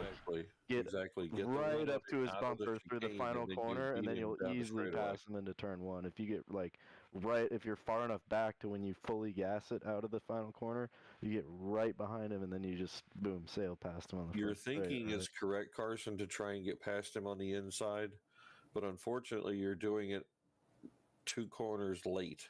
Is basically what we're saying. Well, and the one thing I would add is that I would maybe recommend trying to change some of my vernacular when you're thinking about the cars in front of you. Because you said a few times, like, oh, he's killing my run. Oh, he's slowing me down. And so what it does is it kind of puts you in this ego position where you're going to be too aggressive to the car in front of you because he's too slow. If you flip that to, that guy's slow there, that guy's slow there, that guy's slow there, you can set yourself up to attack him when he's weak. Right. And Now, that's notice also Justin passed you down the front straightaway because you were too busy thinking about the car in front of you. You weren't watching behind. Whenever I chase a slower car in front of me, the first thing I think is, oh, I got him. Right? Not, oh, he's holding me up. It's, oh, I got him. Because I know I have a better weapon than him, which is more speed. So I don't need to worry about trying to interfere with what he's doing because he's slow. So it's okay. All right, I'm going to get him somewhere. So that part's fine. Right? Yeah, and that's one of the things that we had when Devin and I were battling. You know, there were spots in the track where I was 2-3 tenths faster through that one section than Devin, but it's one of those, unless I can line it up right, it's better to just wait, because somebody somewhere is going to make a mistake, or we're going to come up on lap traffic, or there's going to be something that happens that provides me an opportunity. Well, and I can only lose, right? So while he's chasing me, I have to manage my pace because if I try to run as fast as possible, I'm likely to stumble and make a mistake, and then he definitely will get by, right? And all I'm trying to do is pull John along at enough of a pace where he might make a mistake trying to close it up. If he's smart, he won't. He'll just wait there until there's a clear difference in speed, like when I'm off the road because someone's sitting over there, where I can't do anything. And so I got put into a place like 2 laps for the end where I literally am disabled and I can't do anything. That's a perfect time to attack me because I'm just hung out there. I'm like, oh well, can't drive through a Lamborghini. You weren't disabled; you were handy capable. Okay, fair enough. One thing I was going to say that we haven't talked about yet is following too close to slow cars in front of you. I see this happen a lot, and I do it too, especially in the beginning of the race when I'm really after somebody. But I see it a lot more in like the midfield down, where they stay right on the bumper of the car in front and then wonder why they can't get by. And the real big reason because of that is because you have slowed yourself down to the car in front of you.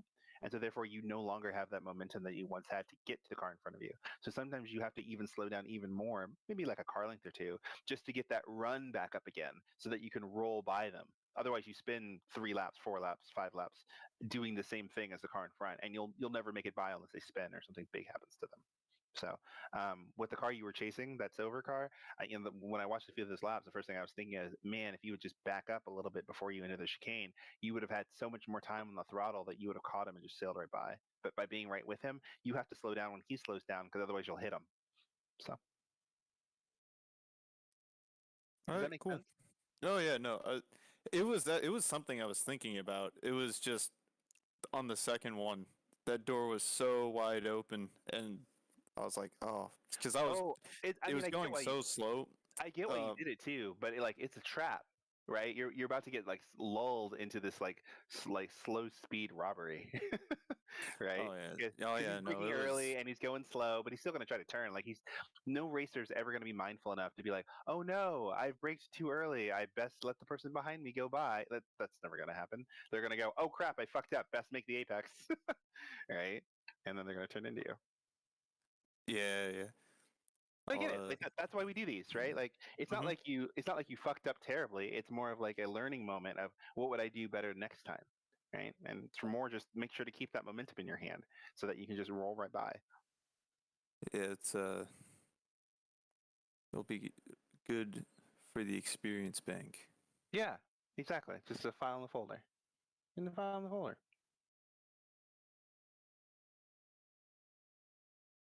By the way, if you guys don't already know, I was looking in the event streams just a second ago, and Mr. Michu has put in that he speaks baguette but can speak English. Indeed, Let's go, baby. Oui. That's funny, man. That is really funny. You are officially part of the gang. Je m'appelle Cotton Candy. My stream is supposed to be in French, but at those hours I only have English viewers. That's cool. 3550. But thanks for actually throwing it out there so that you can show everybody what the rookie class is all about. I appreciate that. That's a big hit right there. See, Seth, I can say numbers too. You have to select my car. Why do people keep telling me what to do? I just haven't gotten to it yet. Gotta go fast. Gianni, welcome to the gang, This sir. was a fun final battle. You played at full speed. Oh, is this Carson and Seth? Maybe I don't want to play it at full speed. No, I just got Maybe I wanna passed play it at because three-quarter speed. there was an incident in front of Brown and I. I got the short end of it. Yeah. Yeah, he looked up and saw that car on the right-hand side is what it was. Oh, yeah. He's like, I don't want any of that. Tell me again. Are you 68, Vegan? Yeah, it's spun out. So Oh, I hey, literally went sideways. I was like, Oh, no. Oh, no. That's just powered around the outside there. Here, I Ooh, give good use of that curve. I give Monroe a little ground moment. Ooh, see, that's how we should do it right there. Just, yep. They're right there. Oh, That's what I was trying to do. That's cheeky. I lost it. If you go on my onboard, I think you can hear the wheels Oh, rev up. Was that right before the checkered as well? Yeah. Damn, that was hype.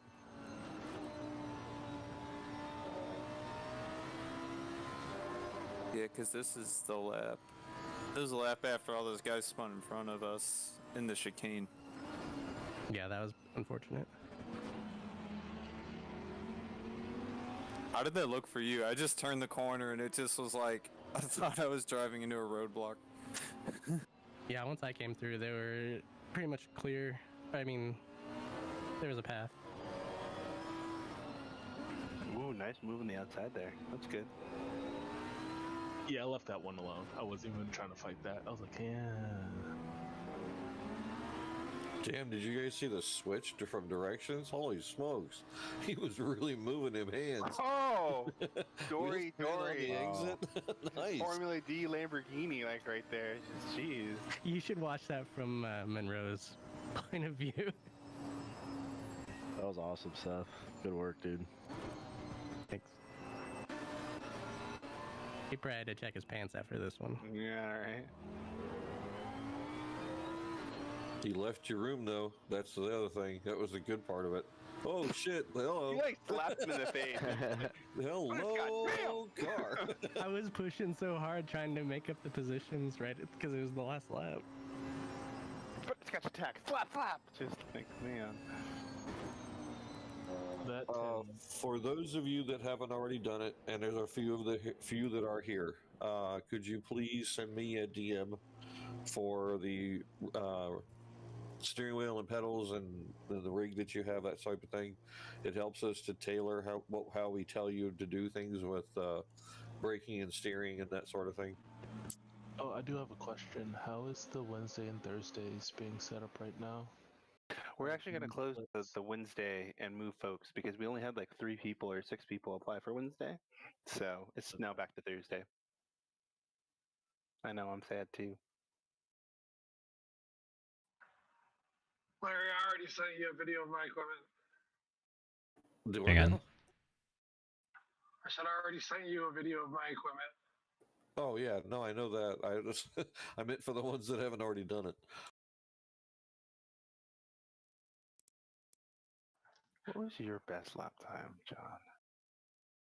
I was running like a mid 50s. Yeah, 51. For a little while. Like I was actually running about the same pace as what I qualified at for most of the race. Yeah, because your fastest lap was half a second faster than mine for sure. For sure. Like I had the spin at the downhill chicane, and then that put me about 8 seconds behind you, and I'd caught that back up in the second half of the race. So I was hustling. Yeah, you were. Because also when you got around me, I could tell you had all that pace still, and I'm like, oh man, I'm gonna get the little trophy. That sucks. I want the medium trophy at least. Damn. Anyone got For the record, I am not normally this fast. Well, that's okay. I enjoyed it. Practice makes perfect. Right? I only got fast because I make good setups. You do make good setups. Well, let's put it this way. Pope, I'm actually very impressed on how much work you put in and how well you do when you're getting it correct. Let's put it that way. Yep. And Coach Trimble, if you got anything on that Porsche Cayman for next Monday, let me know. Do I see a brown nose? I mean, there's not that. It's honestly, it drives like one of these without the bad habits. So if you can drive the Super Trofeo, it's not that far off of how you drive the Porsche. Was that the cup car you were asking about? It's the Cayman, actually. Oh, okay. Yeah, so the Cayman, honestly, some of the lines I was taking around here are stuff that I found when I was driving the Cayman last weekend.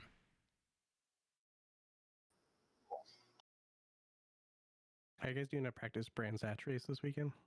As many times as possible. Yeah, so I'll get that set up probably tomorrow. And like I said, I try to set it up as close as I can to what the event conditions will be. Some of the things that so some of the ways that the ACC works is basically I set the seed conditions, but it's going to permutate every time it recycles the specific conditions for practice, quali, and race. And there's going to be some variability in there, just like there will be some variability in what the actual server shows. Like when we're running this on House of Practice, it never hit 40C. This track did. Same conditions, same race, but you're going to see variations like that over the course of the racing as we go on.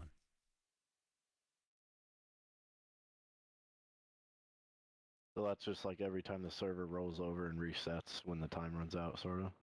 Yep, it'll just kick over a new seed and slightly shift conditions. Okay, interesting. Yeah, the other thing too is when you if everybody back outs and exits and comes back in, you'll notice that the weather changes. So be careful every time you go into the servers. Mm-hmm. That's one of the first things you need to pay attention to. As soon as you get dropped into the garage, you need to look at the weather, which is the first block of the very top right-hand part of your screen. There's the air temperature, there's track temperature. You can pay attention to the wind if you like, but the first things is the weather and the track conditions also. We literally were running on a green track this evening when we first started, and it is very slick. And then you get into a fast track, which is better. And then you'll be